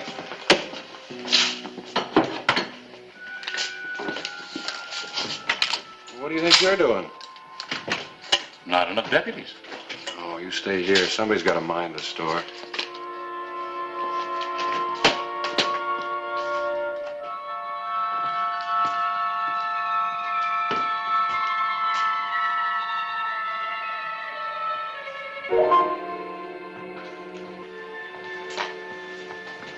The desk clerk was most happy to have the day off. You're unarmed? Well, you said no guns. That'll do nicely for both of us. Now, from here, you can see both the front entrance and the side entrance. You know, I'm beginning to enjoy this. Jenkins didn't. Neither did Jim Patches. Well, in the large scheme of things, they're unimportant. What really matters is the capture of this diabolically clever killer, the siesta killer. He's eluded me for 2 months. But now, here we are, waiting for him. Is this the closest you've ever gotten to him? Yes. When was the last time that you crossed paths? Dodge. And what happened? I missed him by 2 days.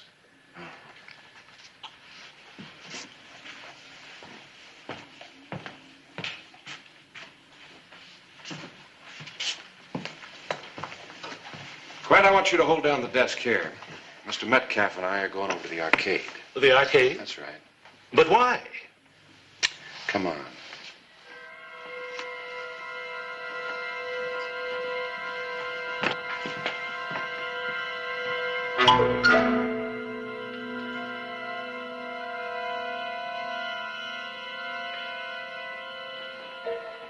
While we're here following some stupid hunch of yours, the siesta killer is most likely in the lobby of the Cosmopolitan.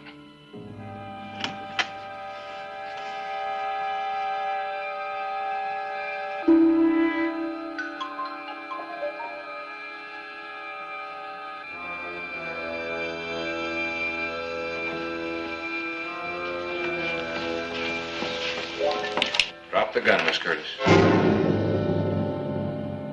You're wrong, Sheriff. Turn around slowly.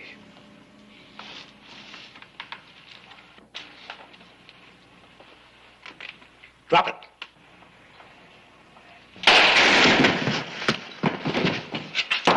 Drop your gun behind the desk.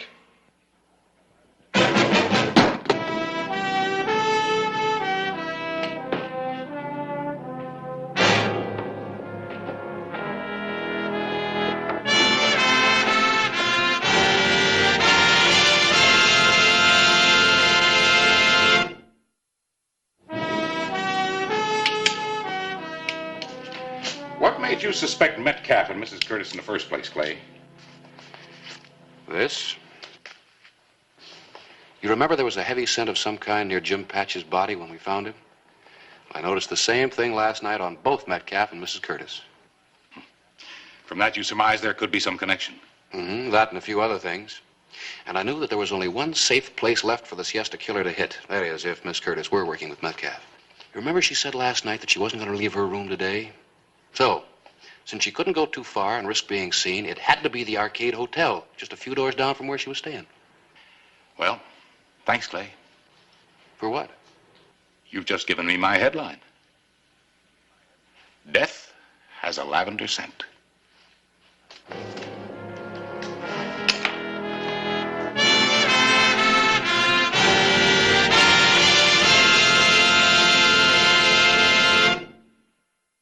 Whistle me up a memory, whistle me back where I wanna be, whistle a tune that'll carry me to Tombstone Territory. If your past has run afoul of the law, it's a handy place to be.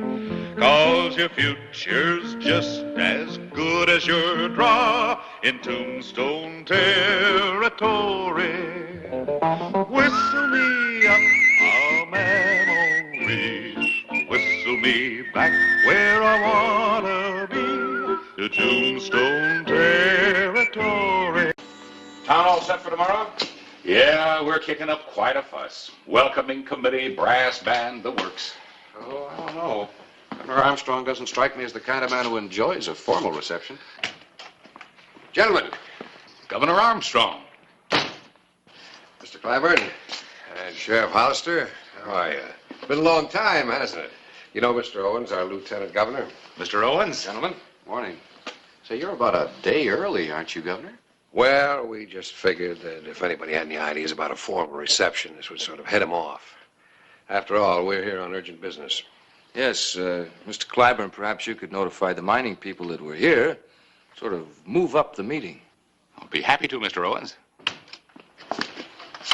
Excuse me. Telegram for you, Clay. Oh, thank you.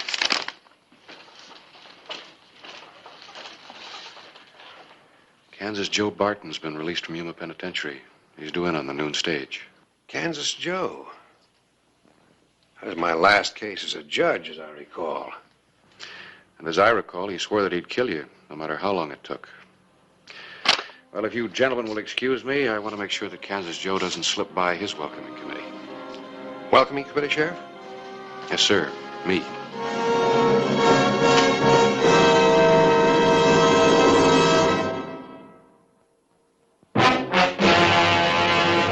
An actual account from the pages of my newspaper, the Tombstone Epitaph.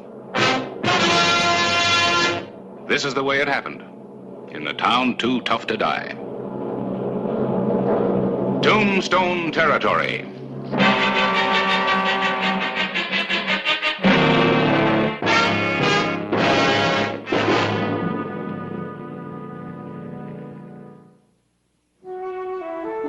Noon the same day, October 20, 1883. The territorial governor was in Tombstone, and Kansas Joe Barton, a notorious outlaw who had sworn to kill him, was due into town on the stage from Yuma in a matter of moments.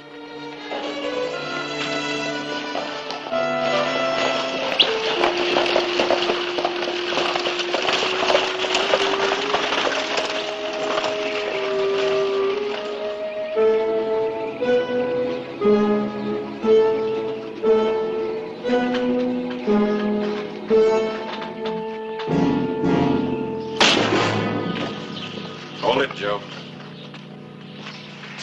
What do you want, Hollister? What are you doing in Tombstone? Look, I don't have to stand still for questions no more. Not anymore from nobody. You'll stand still for this one. I'm waiting for an answer. Well, I heard from one of the other passengers you were expecting an important visitor. Maybe that's why I'm in town. I don't want to pass up a chance to meet him. Well, I'm here to warn you. You stay out of trouble. That is, unless you liked prison life.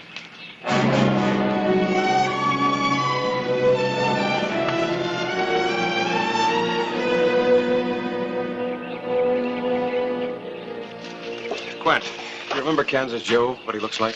Sure I do. Good. Tail him. He's in town for some reason. I want to know what. Right?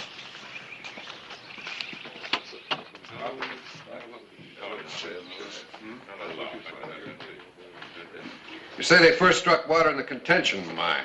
About 20 feet below the 500-foot level. My engineers claim it's an underground lake. Everyone struck water at about the same depth. We figure we can lick it.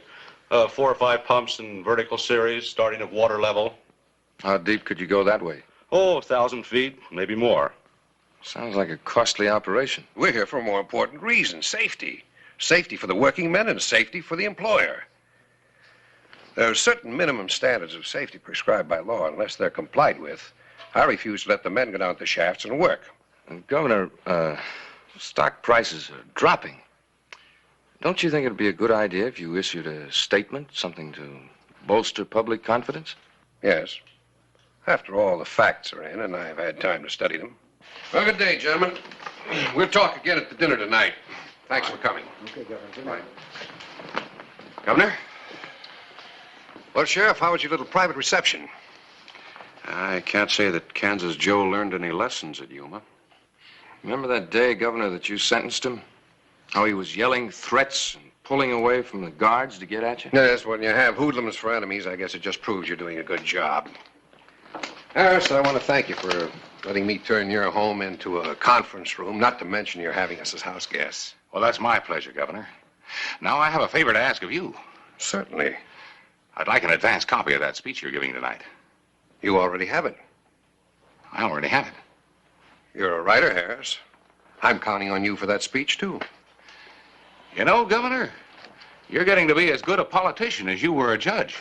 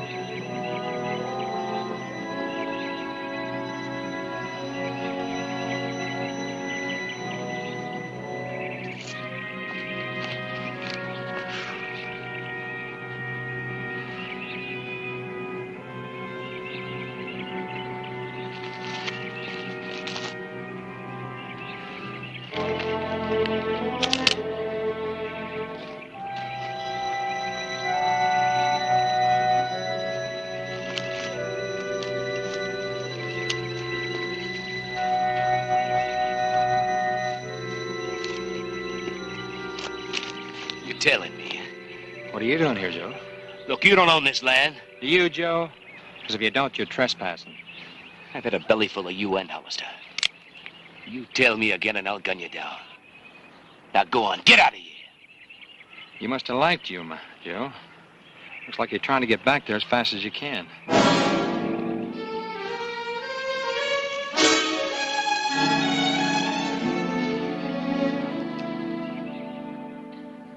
That's about it, Clay.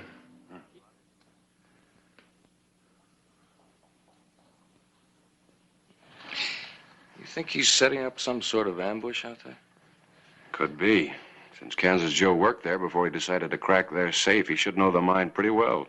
Well, American #1 is unsafe. At least for the governor. I vote we don't let him risk it at any cost.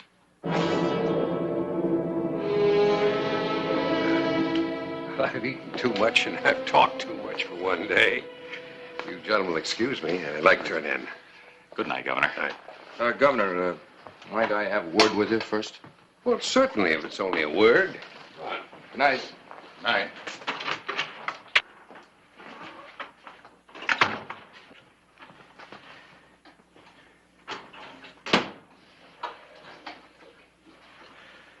All right, Owens, I'm listening. Well, sir, I just think we can assume that the new pumps American Mining will put in the mines will be safe. We'll know that when we inspect the mines tomorrow. Well, that's another thing, sir. I think it might be wise if we left the inspection of the mines up to the engineers, if I may say so. No, I'd like to check the extent of the water in that mine myself. Shareholders stand to be wiped out if you delay issuing a statement that the mines are safe.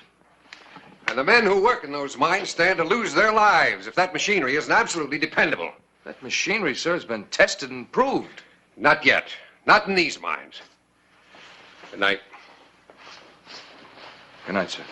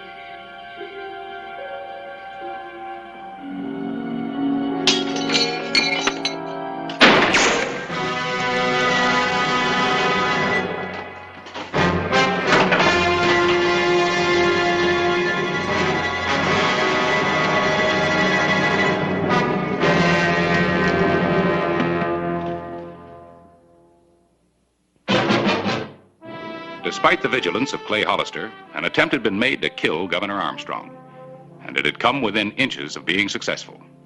And suddenly, I knew that there was someone outside that window. Well, then I heard the glass crash, and I rolled off the bed just as a shot was fired. There's not a sign. Mr. Owens, you say the first sound you heard was the gunshot?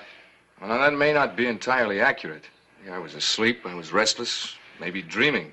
It's difficult to separate fact from fancy. Though I do know that I was on my feet when I heard the shot. And I went to the window, and I saw a tall man running for the street. Tall? Did you notice anything else? His clothes? No, I'm afraid not. I got the impression, though, that he was young. He had dark hair, like Kansas Joe. And he might have gotten away from Quint. Sheriff, I'd like to go with you. Maybe you'd like to confront him with his intended victim. All right, Governor.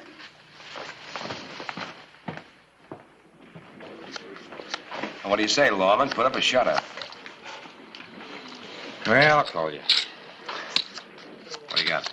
Well, nothing much, really. Just a harem. 4 ladies and a 2-eyed king.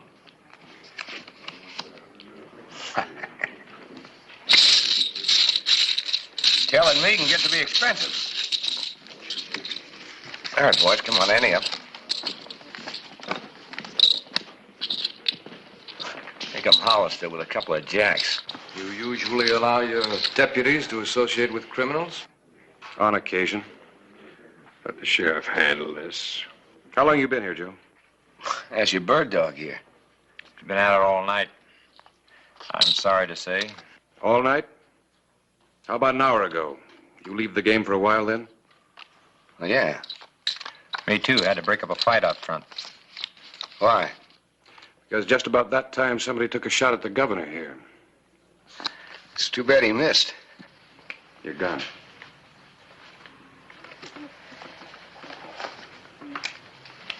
It wasn't Joe, Clay.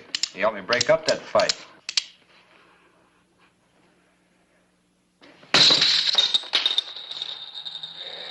Why don't you guys sit down and join us? Your money's as good as anybody else's. Don't push your luck, Joe. You may need it.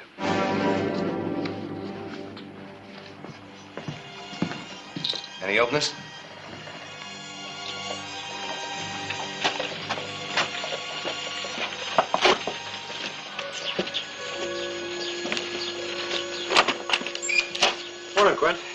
Found this under your door.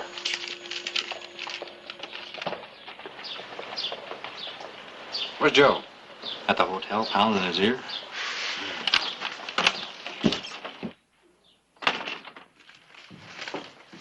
Morning, Sheriff. Morning. What's the matter? Armstrong, I won't miss you again. You'll leave Tombstone in a pine box, I promise you. Now can you lock him up? Who? Kansas Joe, he wrote this, and you know it. I can't prove that he wrote it. No, I suppose not. I guess all you can do is keep your deputy on him. How's it getting tougher all the time? He knows I'm trailing him. You're not anymore. I'm not? I want you with me today in the mine.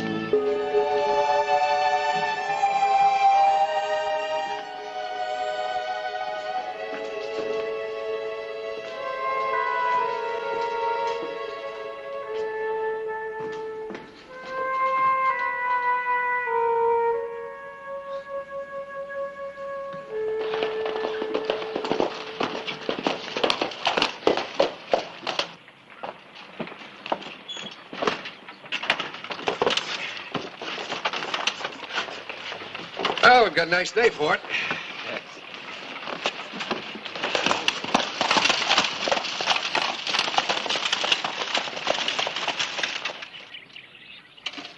Looks like the mine people are late.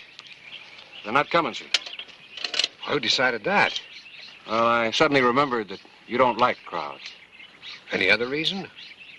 Yes, sir. Neither do I. Not today. Quint, Cobb?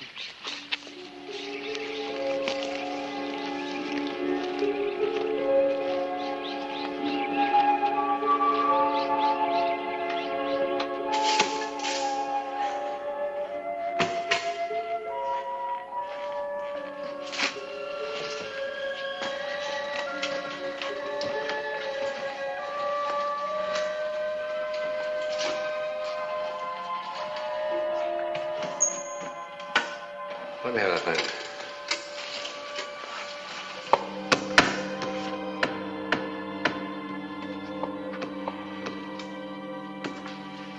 Looks all right to me, Sheriff.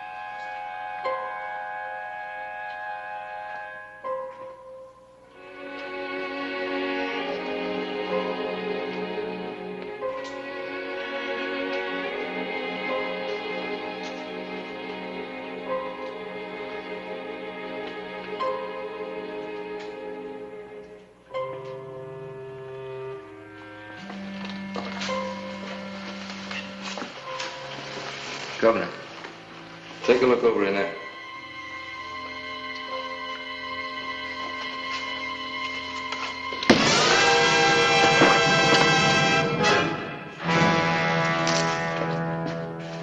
Barton, I think you just killed the governor. Were you trying to frame me for murder? Hollister! Hollister!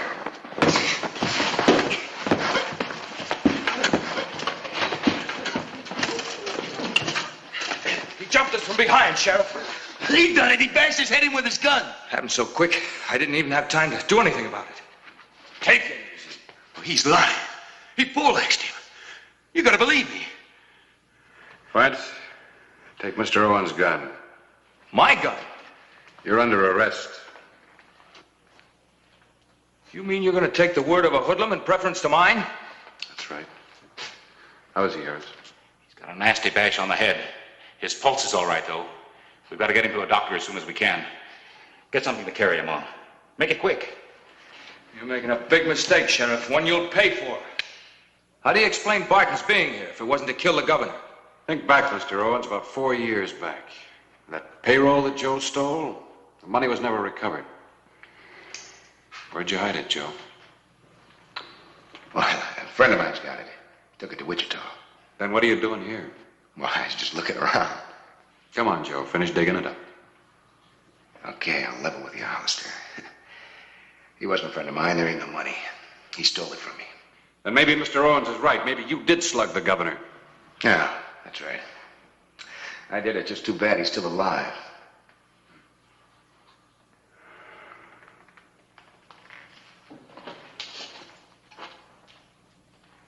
Now, look, Hollister. I'm ready to take my medicine. You can put the cuffs on. You heard him, Hollister. He's the one that tried to kill the governor. I've got all the witnesses I need to his confession.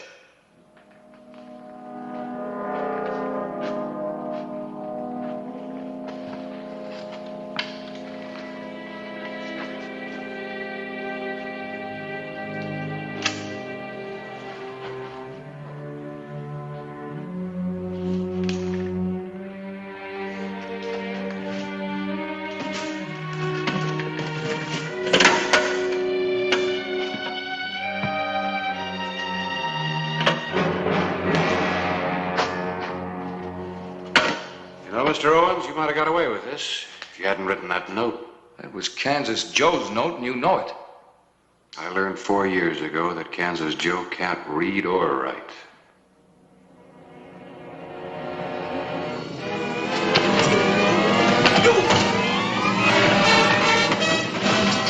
Put the cuffs on him, Quint.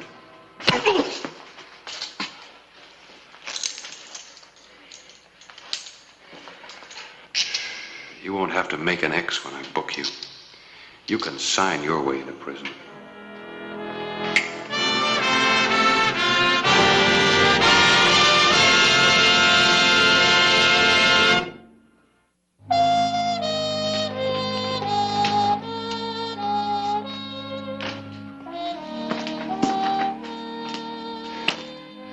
Hello, Card Shark.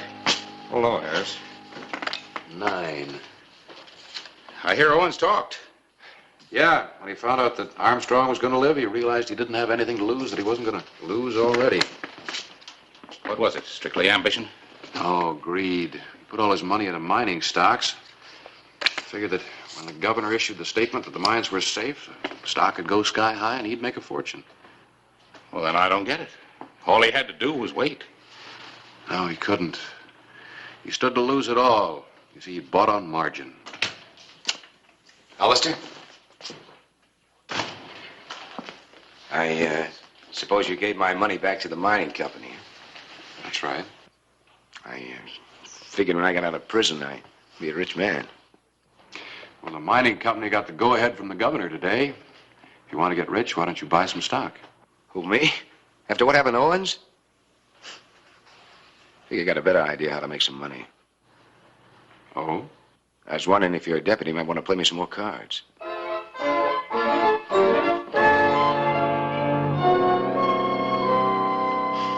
Your deal.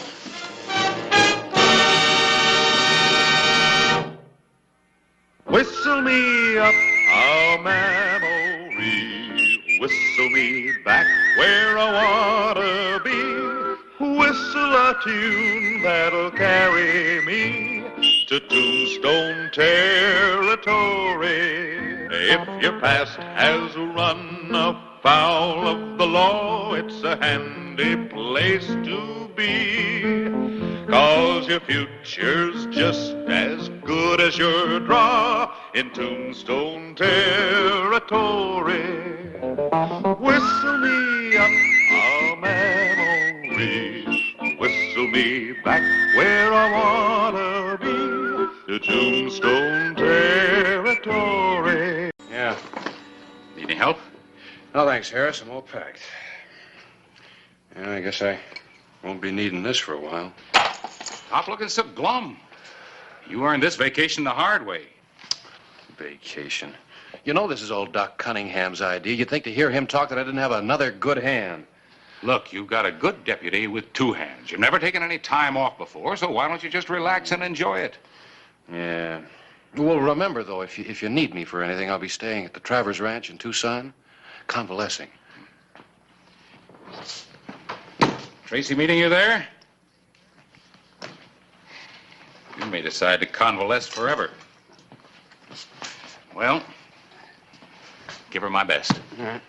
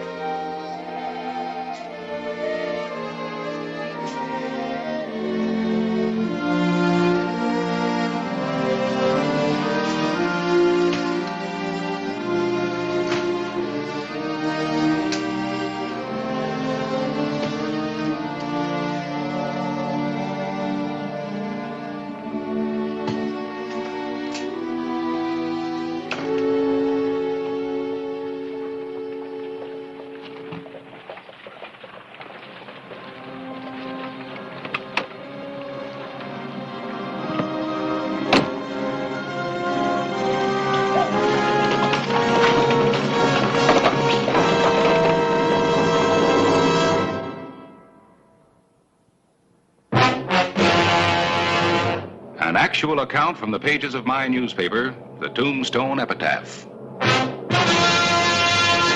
This is the way it happened. In the town too tough to die. Tombstone Territory.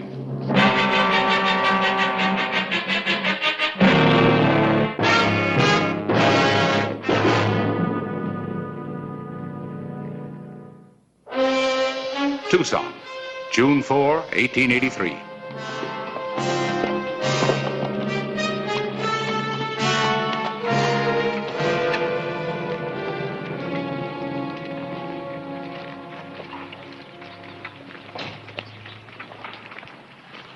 What'd you hurry, mister? Wanted to beat the stage into Tucson. Then make it? Mm-hmm. Like a couple of minutes. You Ed Keel, ain't you? That's right. They gonna hang Willie? They already did. Well, I kind of figured it would. What I read in the Tombstone paper. Can't say as I'm surprised, though. Stick around, Sheriff. You may get a surprise yet. Don't forget what happened to Willie. I don't plan to forget.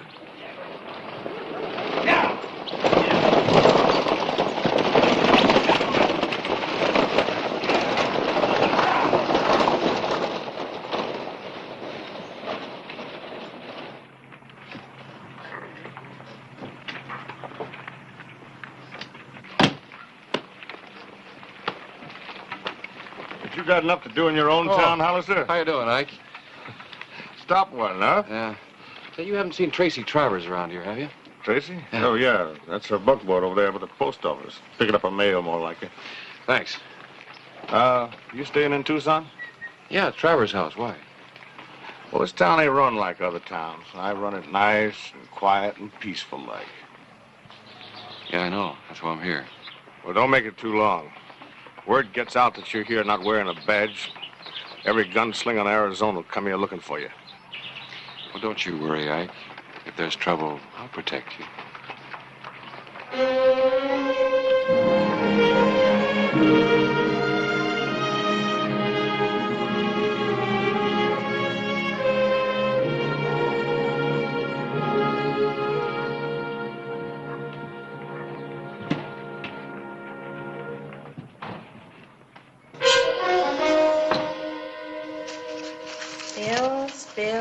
Bills, bills. They're all bills. Miss Travers.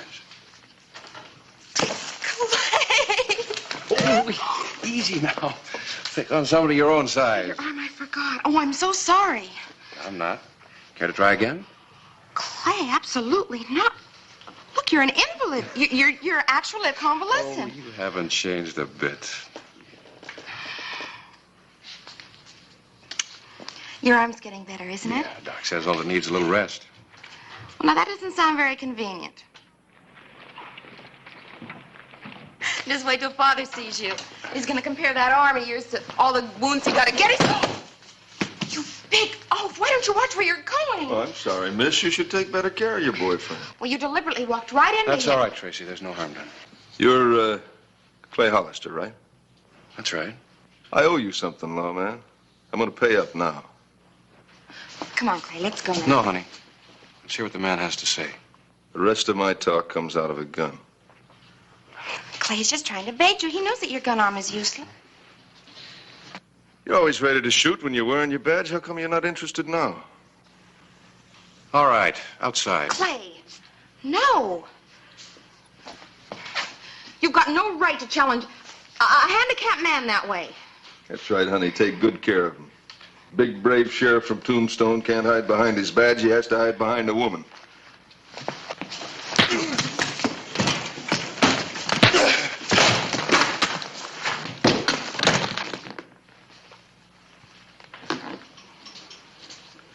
Now, this is just what I mean. Nice, quiet, peaceful town. You show up and the dust starts dancing. Go on, get out of here. Well, I'll try to see that it doesn't happen again. Now, who's your nice, quiet, peaceful citizen? Oh, that's Ed Keel. Willie Keel's brother. Oh, I see. I bring in Brother Willie, so he decides he wants to settle the score, huh?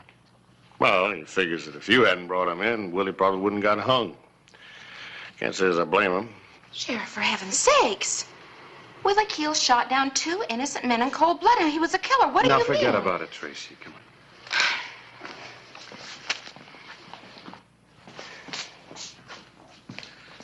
You know the trouble with you, Hollister? You've been getting too much attention in Tombstone. You're getting so you can't get along without it. I think... Sheriff Downey, I think you talk too much.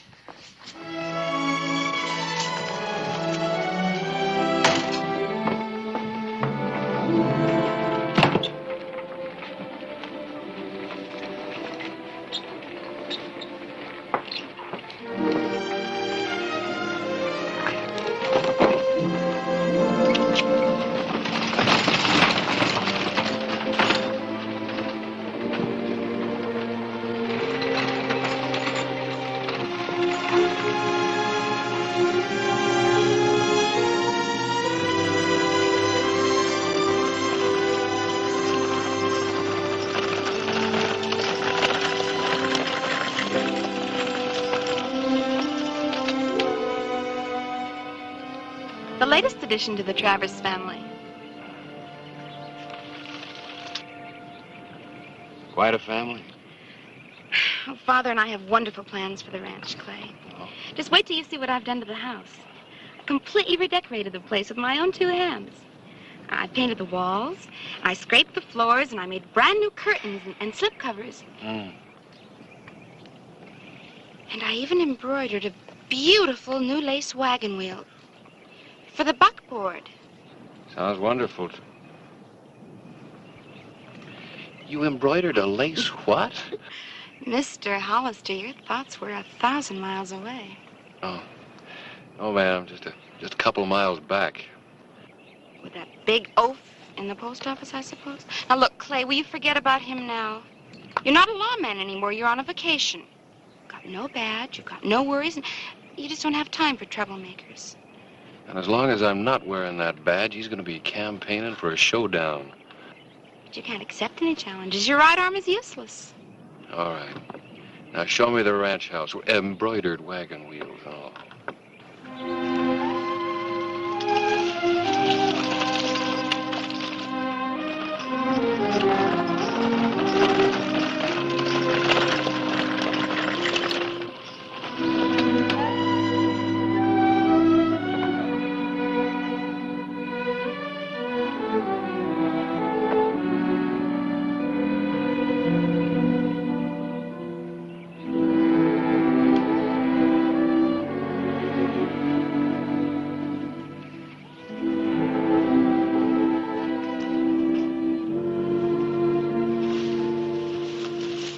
Incidentally, you know I expect a complete set of overwhelming compliments about my decorating. Now, you realize that, don't you? Naturally. You're a woman.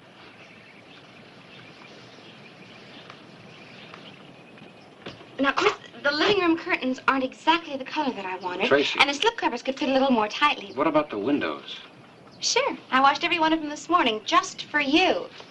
I think you kind of overdid it.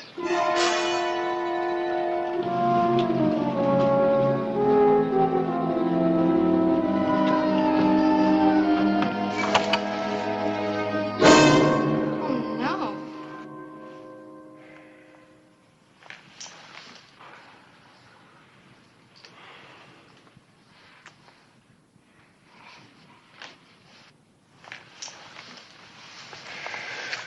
I can't believe it. How could it happen? Clay, why did it happen? You see, I told you they didn't fit. Honey, where are the ranch hands? Out with the cattle, I guess they would.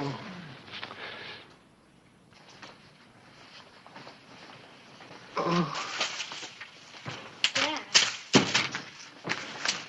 Dad? Oh, no. Oh, no. Help me get him on the sofa, Tracy.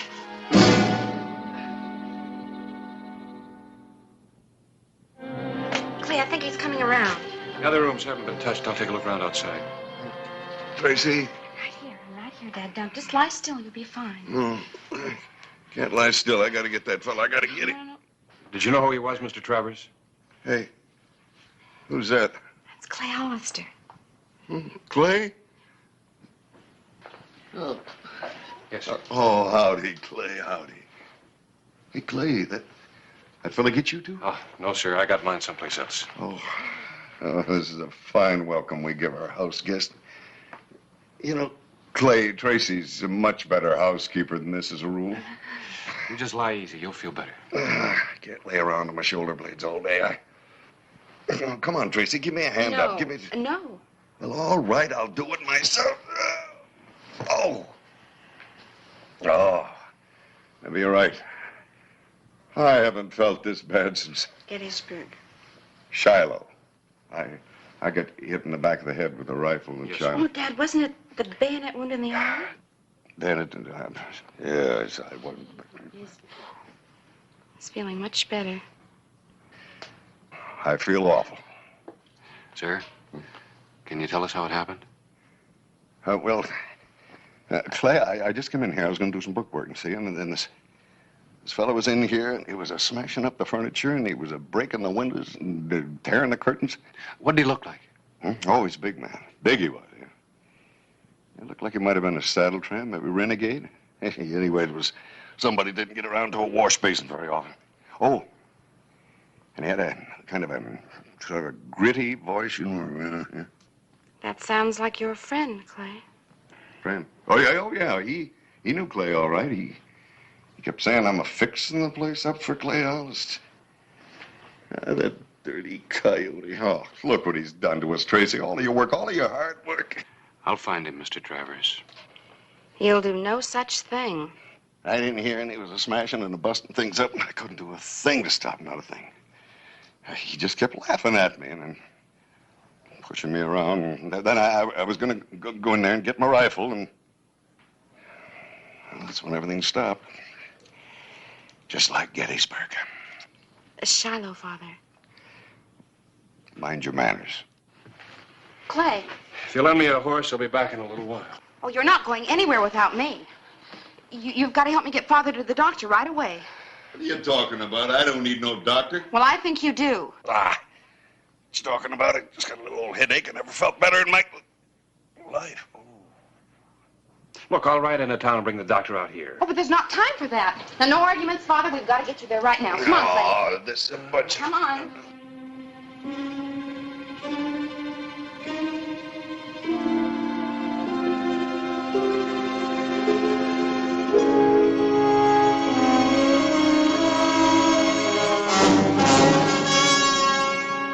Anytime you want to settle things, Hollister.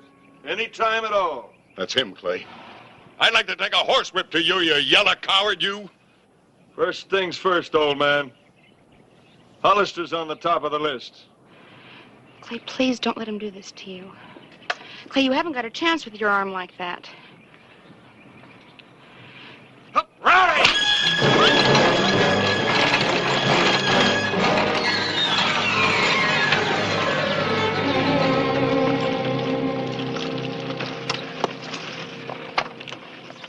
Don't turn around.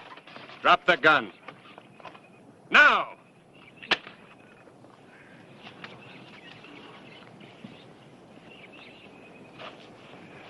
Attempted murder, assault with a deadly weapon, breaking and entering, destroying personal property. That ought to be worth about 5 years. Where's your horse? Over there. Move.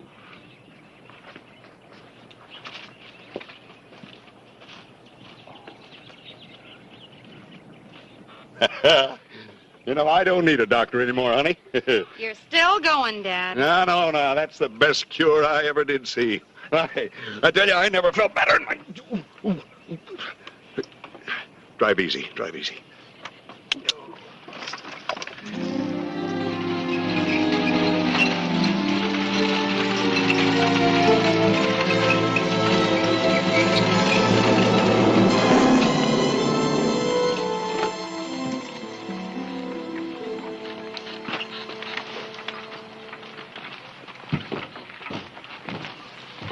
We'll see you at the doctor's office later, Clay.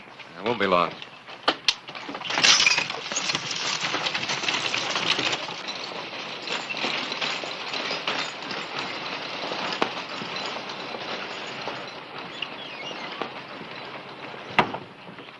You're stepping a little out of bounds, ain't you, Hollister? I'd like you to arrest this man, Ike. You take your prisoners in Tombstone. I'll take them here. Now, look, if you need formal charges, Tracy and her father will sign them. What charges? Attempted murder, assault with a deadly weapon, breaking and entering, damaging personal property. He's just trying to put me out of his way, Sheriff. You scared of him, Clay? Yeah, I'm scared stiff. Now, you gonna lock him up, or aren't you? Look, no pipsqueak sheriff from another county is going to tell me how to run my I'm not town. talking as a lawman now. I'm a private citizen. If you don't do your duty as a sheriff, you're liable for citizen's arrest. And I got your whole nice, quiet town as my witness. Well, I still need charges. And I need them signed. Well, if you can write them, I'll sign them. Left-handed. All right, I reckon you're under arrest. Come on.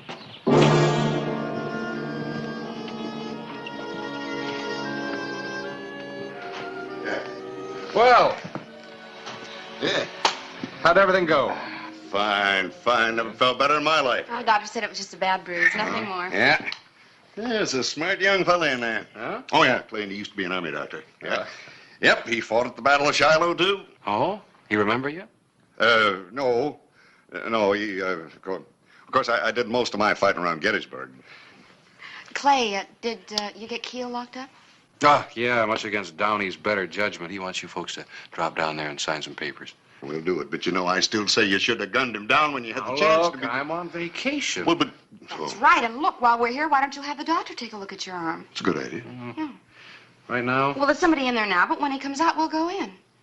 All right, honey. Good. Might speed things up. Yeah, sure. Oh, well, sit down here. It'll only be a short wait.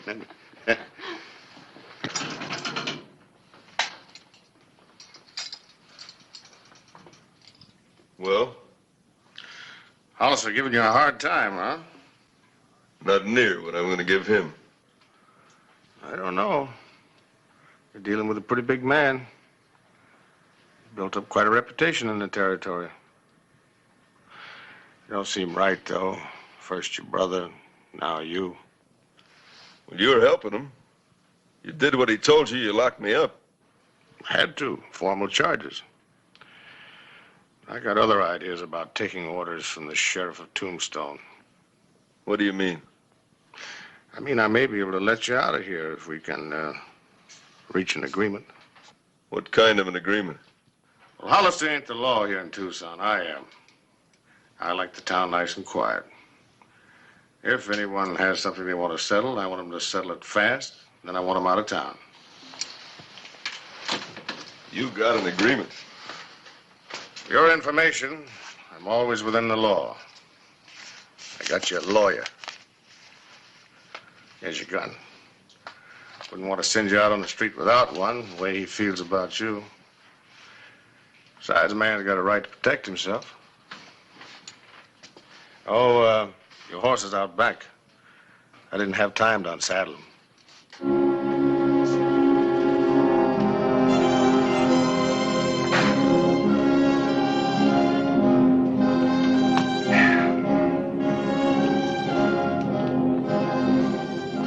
Clay.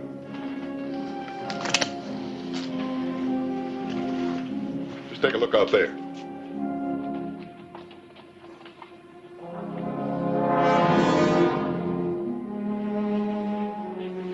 Clay, you just stay right in here. He'll get tired of waiting outside. You want to bet? Clay. Clay, give me one of your guns. Go on, give it to me. I haven't had a gun in my hand since Shiloh. Gettysburg? No, Shiloh. That's where the real fighting was. Give me... What are you doing? I'm getting cured. Oh, Clay, please don't. You're in no condition. You're in no condition to go out there like that, Clay. Well, you can't even wiggle a trigger finger. You couldn't... Well, the muscle's just a little bit bruised. Oh. Bruised? It's in shreds. Look at that. Go on, let's see you wiggle that trigger finger. Go on. I'll wiggle it for Mr. Keel. Clay.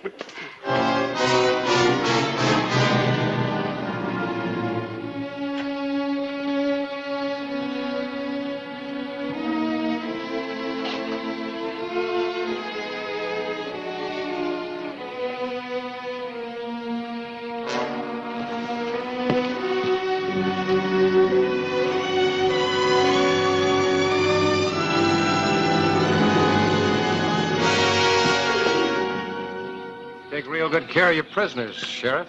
His lawyer showed up with a writ of habeas corpus. I had to release him. Really? Get that writ mighty quick. The courthouse isn't even open yet. Well, it isn't exactly a writ. It's an application for one. You let him go without a judge's signature? Time-saving device, you understand. In the interest of justice. Sure. Thought you had a bad arm. Did you? You just came from Doc Wells' office, didn't you, Frank? He fixed that arm up? Keel! You want to see me about anything? Well, there's a funny thing. I could have sworn that you wanted me for something. No, Hollister. I don't want to see you about anything.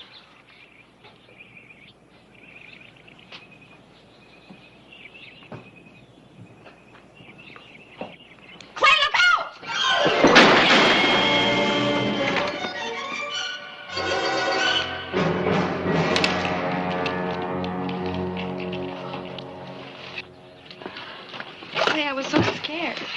Yeah, honey. So was I. We better go see if that doctor's busy. Could use a new bandage. Yeah.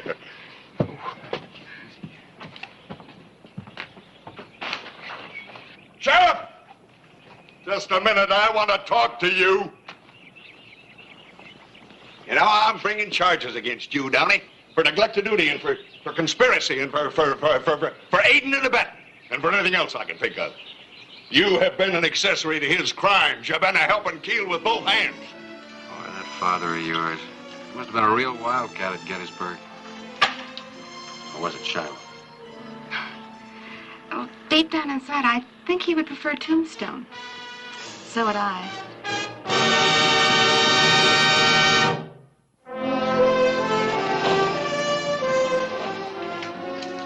Harris! Welcome back. Thanks. Arm any better? Oh, about the same. Well, then why didn't you stay away longer? Don't you ever think of your health? Yeah, that's why I'm back on the job. I will never take another vacation if it kills me, and this one almost did. Well, I guess some people just never learn to relax.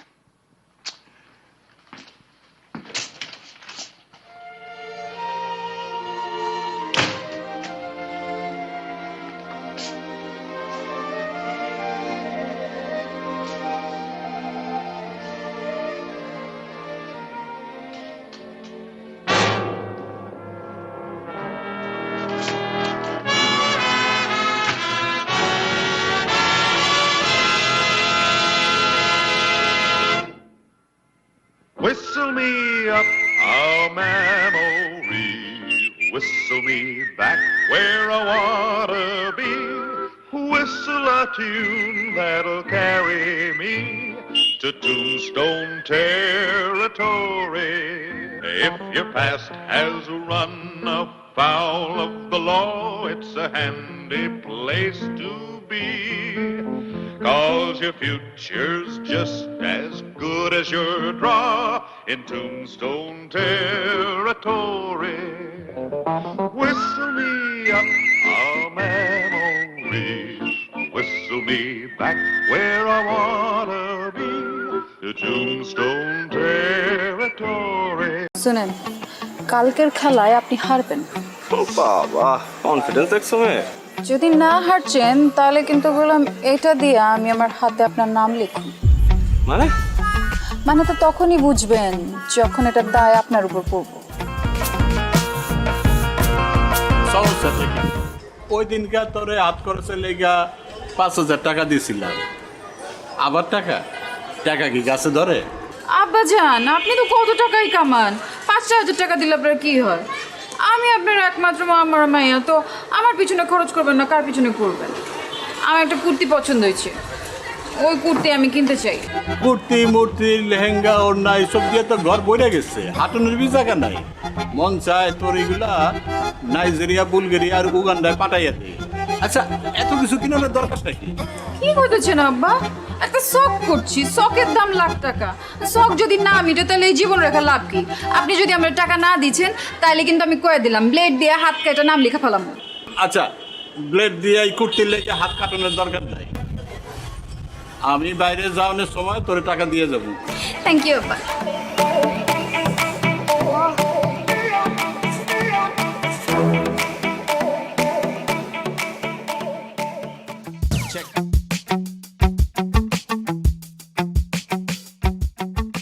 আচ্ছা লাইলি, তুমি এরকম প্রতিদিন কোনো পড়াই complete করছো না, আমি কিন্তু তোমাকে আর পড়াতে আসবো না। আসেন না, আপনারা ক্যাথাই গোছাইতে আমি কইছি শেষ পর্যন্ত তোমার বাবার কাছে আমাকে কমপ্লেন করতে হবে। আপনি আমার বাপের কাছে কমপ্লেন করবেন? পড়াশোনা করছো না, বাবার কাছে কমপ্লেন করবো না? অবশ্যই করবো। ঠিক আছে, আপনি যান, আপনি আমার বাপের কাছে কমপ্লেন করেন, এদিকে আমি ব্লেড দিয়ে হাত কেটে আপনার হাতের নাম লেখা রাখবো এখান দিয়ে। দেখো, এইবার না হয় আমি তোমার বাবার কাছে কমপ্লেন করবো না, কিন্তু তুমি যদি পরীক্ষায় ডাব্বা মারো তাহলে তো আবার আমি শেষ।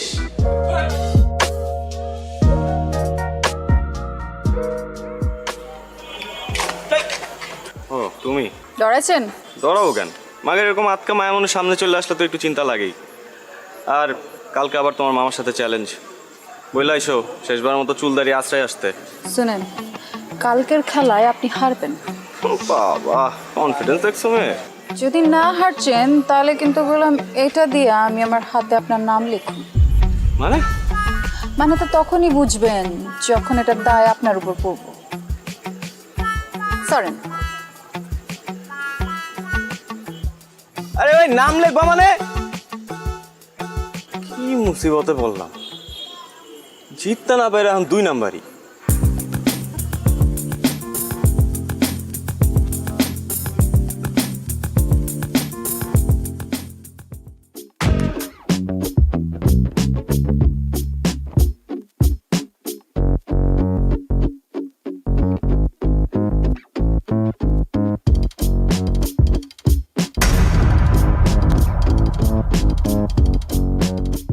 কি সমস্যা?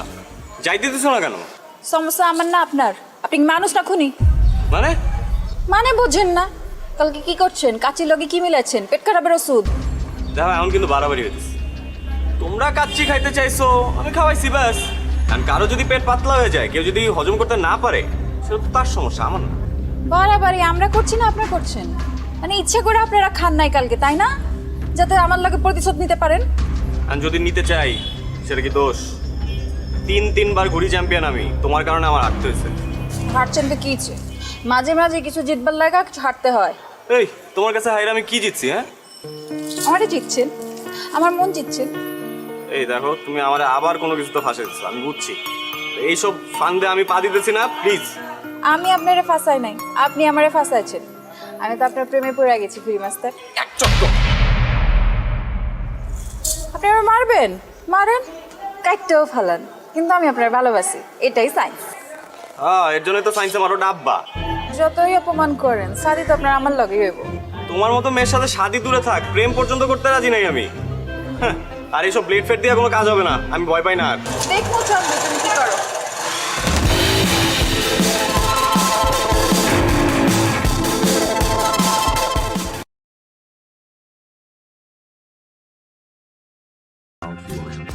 Rồi, bye bye. Nhà đi đâu qua. Rồi, phải đùa của ba kiếm tiền 36 thì kiếm 80 triệu. Tăng 80 80 triệu để vay 10 lần của chương trình sinh hoạt kia. Của đời sinh cũng căng đấy. Của 37 ca lợi nhuận đấy. Người thua tận đại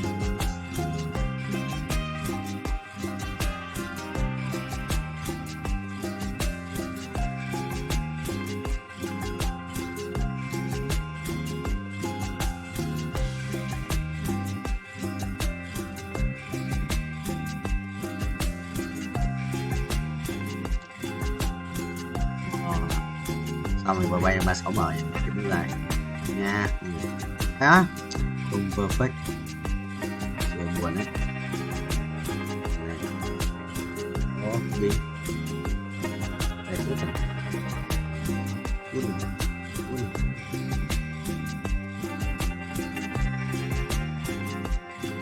Shit. Ui, không đấu à?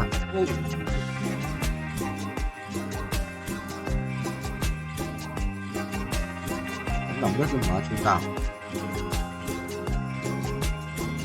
2 lần có thể đi 3 lần có thể đi 4 lần 5 lần 22 đúng tiền sắp được nước màu này 39 tí năng lượng giống hải ở đây ạ theo một tí năng lượng giống nhỉ.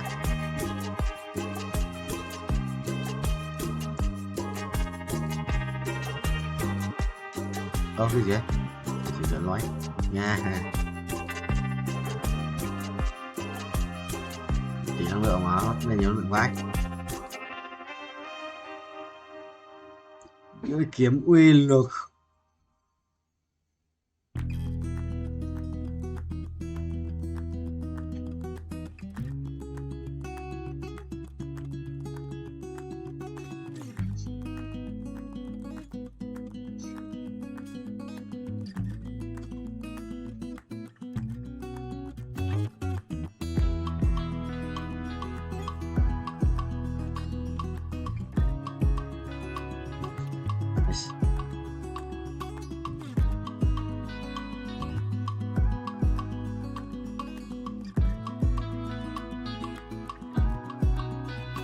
Ui, bây giờ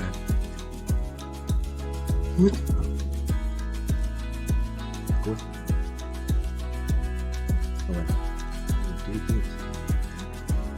মজা হয়েছে?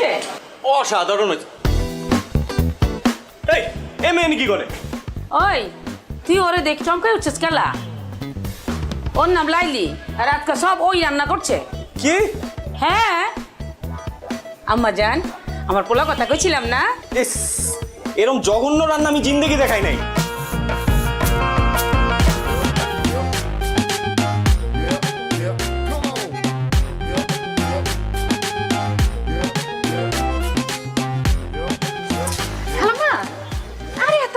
আপনি কেন টানতেছেন? আমারে দেন, আমারে দেন। থাক আম্মা জান থাক, আমি তো পারতাছি। সমস্যা না, আপনার বাসার সামনে না, আমি আগা দিতেছি, চলেন। তুমি কে থামা? আমি তো চিন্তা পারতেছি না কোনখানে বাসা। আমার সামনের মহল্লা বাসা। আমার নাম লাইলি।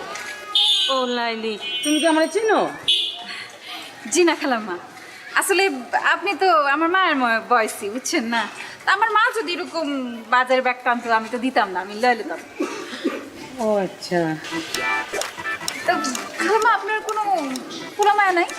আছে তো, আমার একমাত্র পোলা আছে, তো চ্যাংরা পোলা থাকতে আপনারা বাজারে যেতে হয় গেলা। তুমি যে কি কও, তুমি কিন্তু খুব ভালো কথা কইছো। আমি আসলে বাসায় দিকে তো মাঝে মাঝে নিজে হাট বাজার করি। তা আমাদের তুমি কেমনে জানলা আমার পোলা চ্যাংরা? ও আপনার বয়স দেখে আন্দাজ করছি আর কি, আপনার পোলা চ্যাংরাই হবো। এইটা আপনার বাচ্চা? হ্যাঁ, এই যে আইসা পড়ছে, আমার বাসা আইসা পড়ছে। যাও, তুমি এত কষ্ট করছো, একটু চা পানি খিলাও। না না আজকে না, তাহলে আরেকদিন আসুন। আচ্ছা, আপনি নিশ্চয়ই কষ্ট পাইছেন তাই না? কষ্ট পাইলে মানে আপনি কইছেন আমারে, আমি যদি না যাই তাহলে তো খারাপ দেখে। তো আজকেই যাই তাহলে। চলো আসো বাজান।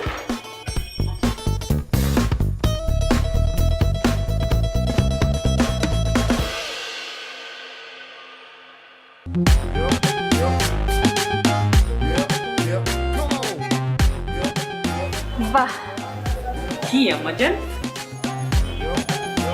আপনার বাসা খালামা খুব সুন্দর, আপনার বাসা। ও, আমি তো ভাবতেছিলাম তুমি আমার ছেলের কথা কইতাছো।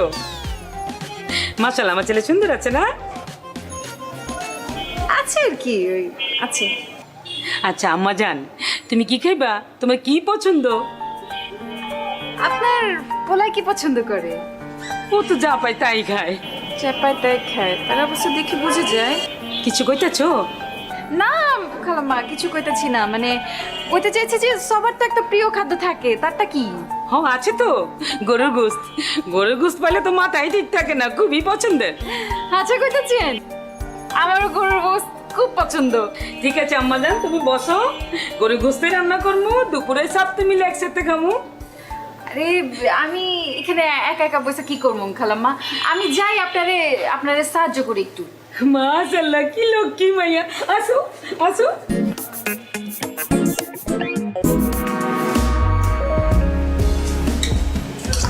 মা, মাংসটা যা হয়েছে না, মজা হয়েছে? অসাধারণ হয়েছে। এই এ মেয়ে কি করে? ওই তুই ওরে দেখ চমকাই উঠছিস কেলা? ওর নাম লাইলি, আর আজকে সব ওই রান্না করছে। কি? হ্যাঁ আম্মাজান, আমার পোলা কথা কইছিলাম না? এরকম জঘন্য রান্না আমি জিন্দেগি দেখাই নাই। কি কইতাছস? একটু কি কইলি অসাধারণ, এখন কইতাছস ফালতু। মাথা গেছে নাকি? খালাম্মা, আমার মনে হয় গরমে মাথা গিলু গইলা গেছে গা। তাই মেয়ে, তোমার সাহস তো কম না, তুমি এনে কেন আসছো? খালাম্মা আপনার সামনে আমার ধমকাইতেছে। ওই তুই ওরে ধমকাস কেলা? হ্যাঁ, ও আইছে তো কি হইছে? তোর কোনো সমস্যা আছে? ও জানোস না আজকে আমার এই রান্না বান্না কত সাহায্য করছে? জানতে চাই না, ওরা এখনই বাড়ি থেকে বাইরে যেতে বলো। কি কইতাছস? এত কিছু কষ্ট করে রান্না করে মাইটা না খাইয়ে চলে যাবো? ও যদি এখান থেকে না যায়, আমি বাইরে যাবো এখন। খালাম্মা, তোর মাথা নষ্ট হয়ে গেছে গা। আমি বরং আজকে যাই, আপনার থাকেন খান, আমি আরেকদিন এসে খামুনি। আম্মাজান, তুই এটা কি করলি? মা এটা খালি মুখে বিতে দিলি? তুমি ওরে চিনো না আম্মা, খুব ডেঞ্জারাস। আমার চিনার দরকার নেই, তুই বেশি করে খা। তোর খামুই না।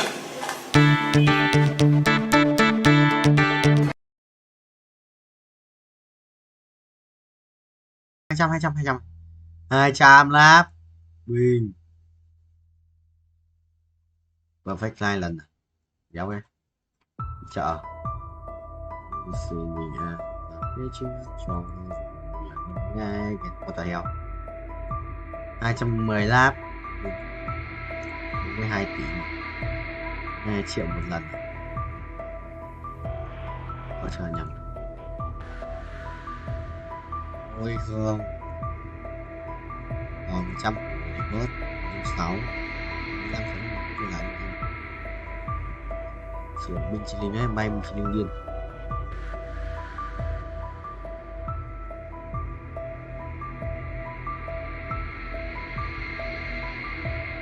chương 8 này làm chi một cây đai máu nữa sử dụng làm cái giáp máu à đây hả một bên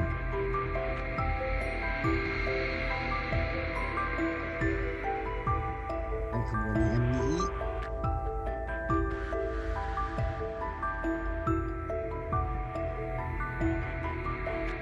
phải đấy nhưng mà xếp sai bên khác xếp bên là thắng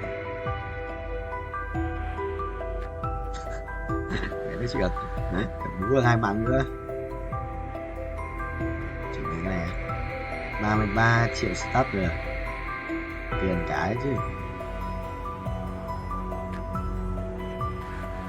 Ngon, vừa lên 8 mất và 8 đủ gì. Có ra xét này. Không muốn đâu. Cái này chọn hơn đấy.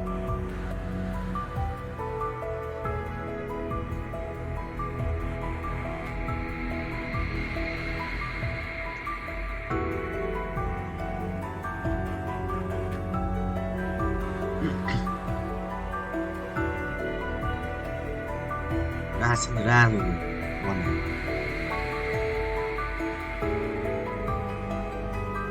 Tôi sắp tiền lên 30 tiền nữa nhanh không? Cái là xong giao chim là đủ tiền. Còn có nhau nhảy đã gì đó quên. Sao được? Nó lại quay nhiều lên ngoài mắt. Ngoài thành thầm trong mắt rồi, có nguy không? Anh em tôi. Đấy cái nguy sao? Phải lắm mắt người tôi sao? Về xuống. Và lắp con sinh ra và xong là 57 nghìn. Sinh viên cái đấy có ăn đâu, còn bà sinh viên cũng xanh rồi. Quỷ à, bất thua. ঠিক আগে দেখ নাই রে আজকে যদি আব্বু আম্মু যদি আমারে যদি বলতো যে সাকিব তুই বিয়ে কর তাহলে আমি এলিট বান্দা qua đường luôn bớt anh thì mất 1 tỷ lần á, nhớ 1 tỷ lần càng mạnh. 15 lần khiếp thằng này mất 1.500 lần. What the hell man. Ủa nó vậy broccoli 1.500 lần thật sự là ổn. Giờ mình là one 3, mình không quan tâm thằng Pana làm gì cả. Ok thầy rồi. I see you again. Để lắp đồ cho ấy á, cho lấy đồ cho Asia. Bên chia lên Bình, chi linh binh à, vẫn đập giống đấy chứ. Anh đã chỉnh như thế rồi. 6, 7, 8, 9 34, 35, 36, 37, 38, 39 45, 36, 37, 39 180 vòng à. 10 này 7 này 2 lần perfect này. Đúng 3 lần hết liên tục. Ai à, trung tâm thua lại. Ê, tao gặp lại thằng này Dương ơi. Thằng này tao thua ở trận trước này. Tao thua thằng này trận trước này, sao tao đái vào lúc đánh xong trận sao? Tao vào trận luôn, thế tao vào trận luôn. Đó, cả thằng này nữa này. Thằng này cũng ở trận trước này. Hai thằng trong 1 trong 2 trận trước. Đó để ý tên đấy, mình nhớ phải đi. Gặp lại à. Vẫy tay xin chào. Hiện vật sau thương nhau mà ngập ngừng không muốn rời. Được sao? Ô giờ mình còn chưa ở đây Ari, nếu mà nhặt Ari vậy chung búa Ari không? Bình an ở phía trước cho trong hai phải không? Nhưng mà không sao qua vẫy tay xin chào.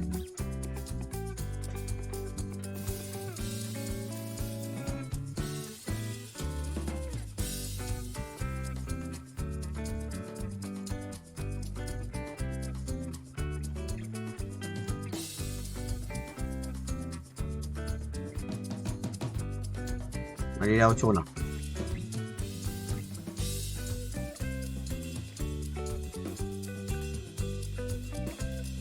Đến 8 ấy.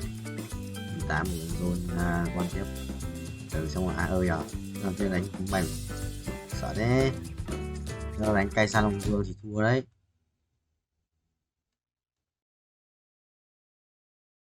Thì chả kiếm gì đấy, kiếm gì đấy mạnh nhất rồi. Có kiếm mạnh hơn đâu, chuột.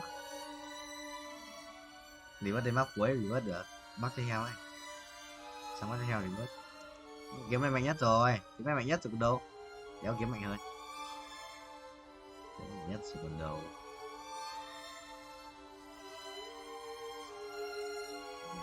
Một lúc không. Một lúc không. Nót không.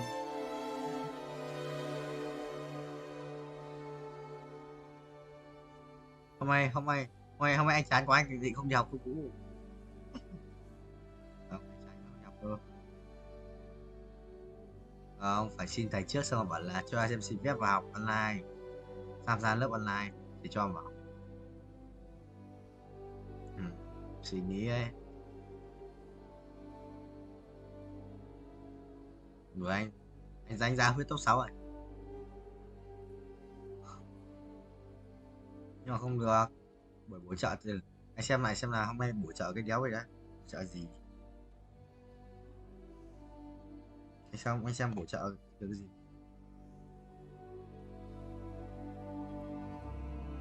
Tuấn không nghe đâu, nó tắt nghe mà bằng nào. Đâu rồi mà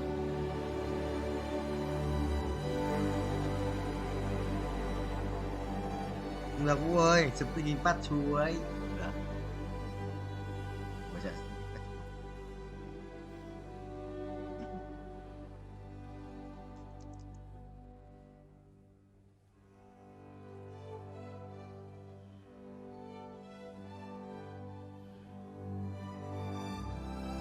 chụp cái hình bắt chú.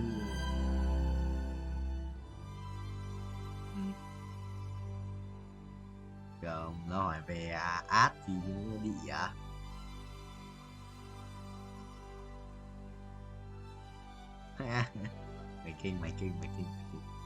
mày kinh.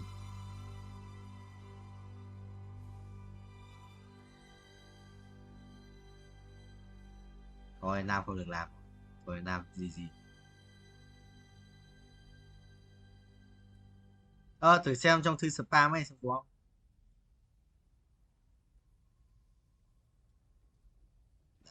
Thấy chưa, thầy bảo cái chú lỏ đây, cái chú lỏ điên.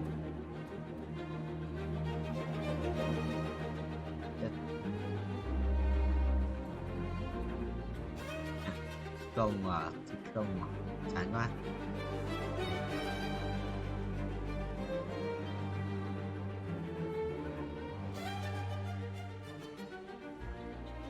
Không thành à. Ai là Phùng Thanh Độ cơ, và Phùng Thanh Độ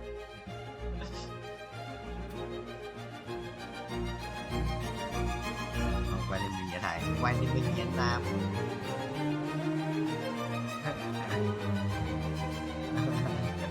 Bú tiền rồi.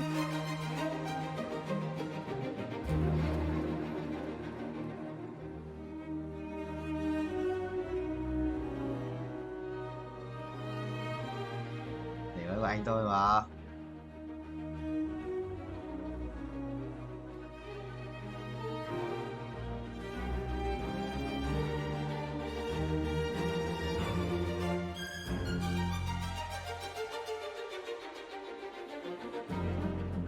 Mấy quàng áo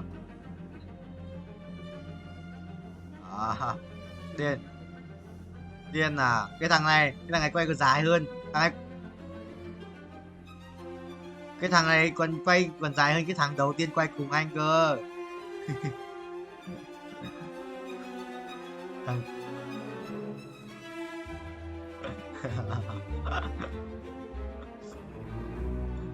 Tấn Nam cái gì ấy.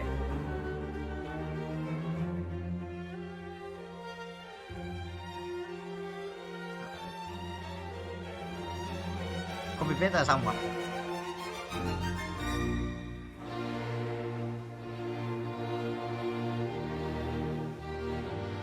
Qua đây Vũ ơi.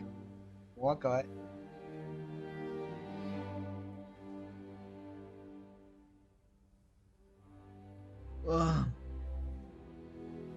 Tập tới sau đấy bị đau Vũ ạ. Nó xong ngủ dậy. Rồi xong ngủ dậy không bị đau.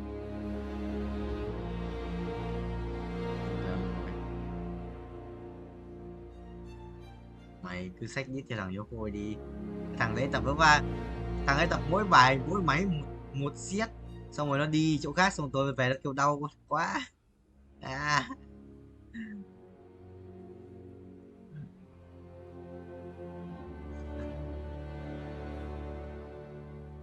Mày nhót. mày mày cứ đi với thằng Yoko ấy. Ôi kìa. Không phải.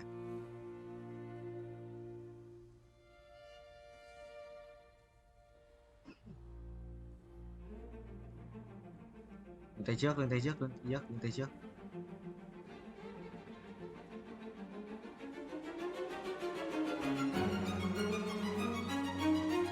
Mày bỏ là lưng tay sau bởi vì mày thấy lưng cả tay sau đó là ở sau phải không?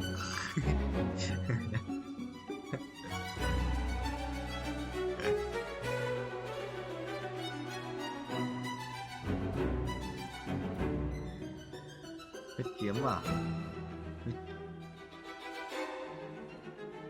Mày kinh. Gà đen à?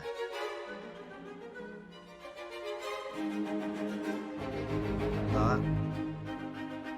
Tao biết tao bị over mà sao? Buồn thế mày, tao biết mà, tao biết thế trước. Tao biết tao béo thì tao mới giảm cân, tao giảm béo, tao giảm 4 cân rồi đấy.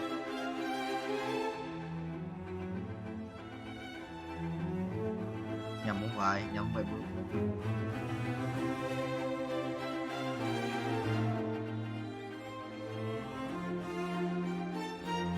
Lắp đồ bằng dòng.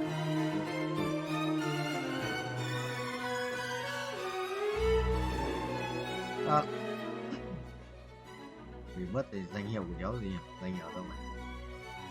Đấy, daily tôi có tời heo, mai sẽ được có OP tiếp à? Danh hiệu ở đâu đâu? Sai sổ à? À đây đây. Vua S 252 block 9.000 block, coi 3 tỷ 2. Anh quỷ vương với lốc đi nè.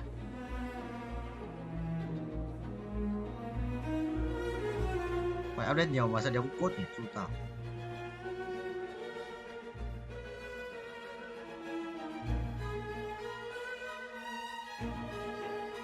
Cái gì? SMM. Đi qua mẹ mày. Đi qua mẹ.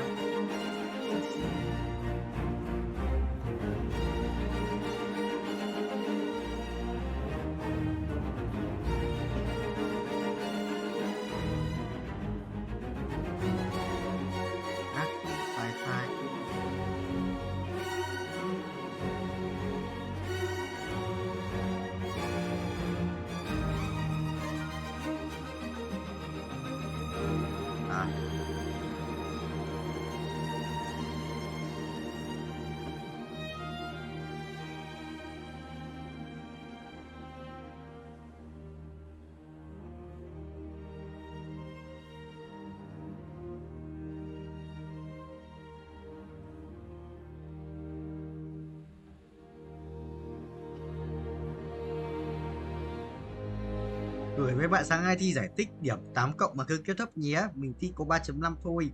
Còn chưa kêu 8 cộng kêu cái gì hả? Là tao được có 8 điểm. Tiếc. Thì đưa mình này ở đó mà chê. Làm như thượng đẳng lắm. Chắc thấy phòng toàn 3-4 xương lắm nhỉ. Kinh ác. Mấy cái thằng mấy cái thằng 2 cái 5 này. Thằng đang nói là cùng khóa cùng khóa với cả yêu béo hả?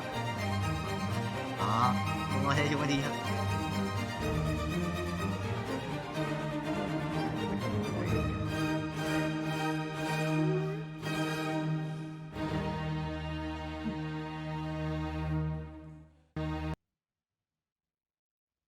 Sao Vũ thì anh nói bị dính nhà ám với Trình Nam?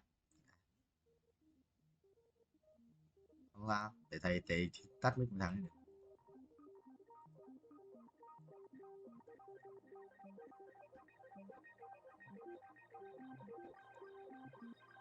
Em quan. Ui thầy khỏe đấy. Có được quan khỏe vậy bro lui. Thầy mà chưa khỏe như vậy, thầy khỏe hơn. À, có ánh sáng. Nhót. Mấy cái đéo bây giờ. Giống nhặt trên gì luôn. Ở trên ta còn muốn chơi là đánh con đấy. Yes sir. Sống chết có số rồi. Dạ. Bảo Nam về phê phát gì xong rồi lên xem có sao. Well. Với cùng rồi. Hết rồi, cảm xúc đi mất đấy, đi mất được mà, đến móc cuối phát đi mất được luôn. Không đi mất đấy chứ. Bị mất luôn. Hôm tao đánh đến mãi không đi thầm đi bớt này, tao đánh 50 tỏi tiền đéo đi bớt, rồi sau đi bớt thì không. Em gì, bao nhiêu tiền trả em đéo, rồi sau phải đi bớt hết.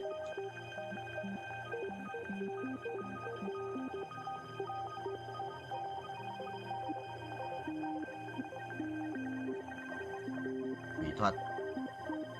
Anh có minion à?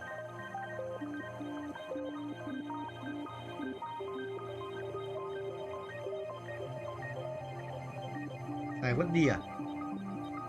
Có một thằng chụp ảnh Woody vào trường cấp 3 đéo nào lo lăng là đéo hiểu thằng áo nào tự dưng vào trường tông nghịch anh em ạ. Tìm thằng này giống Woody cực, đéo biết phải Woody không? Giống anh Quyết.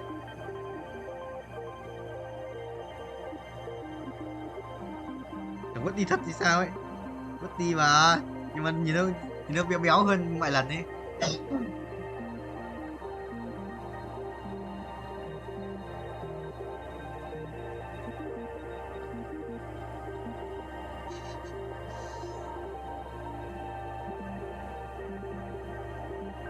Dạo ở trên thread thì có mấy cái trên là cứ đăng giới thiệu bản thân cái thứ ấy, xong toàn mấy thằng gay đăng. Nếu hiểu nghe thằng gay làm đéo gì này. Nó cứ đăng là mình một biết bao nhiêu ấy, đăng 1 tỷ cái giới thiệu bản thân ra ấy, xong rồi thích con trai với cả bisexual,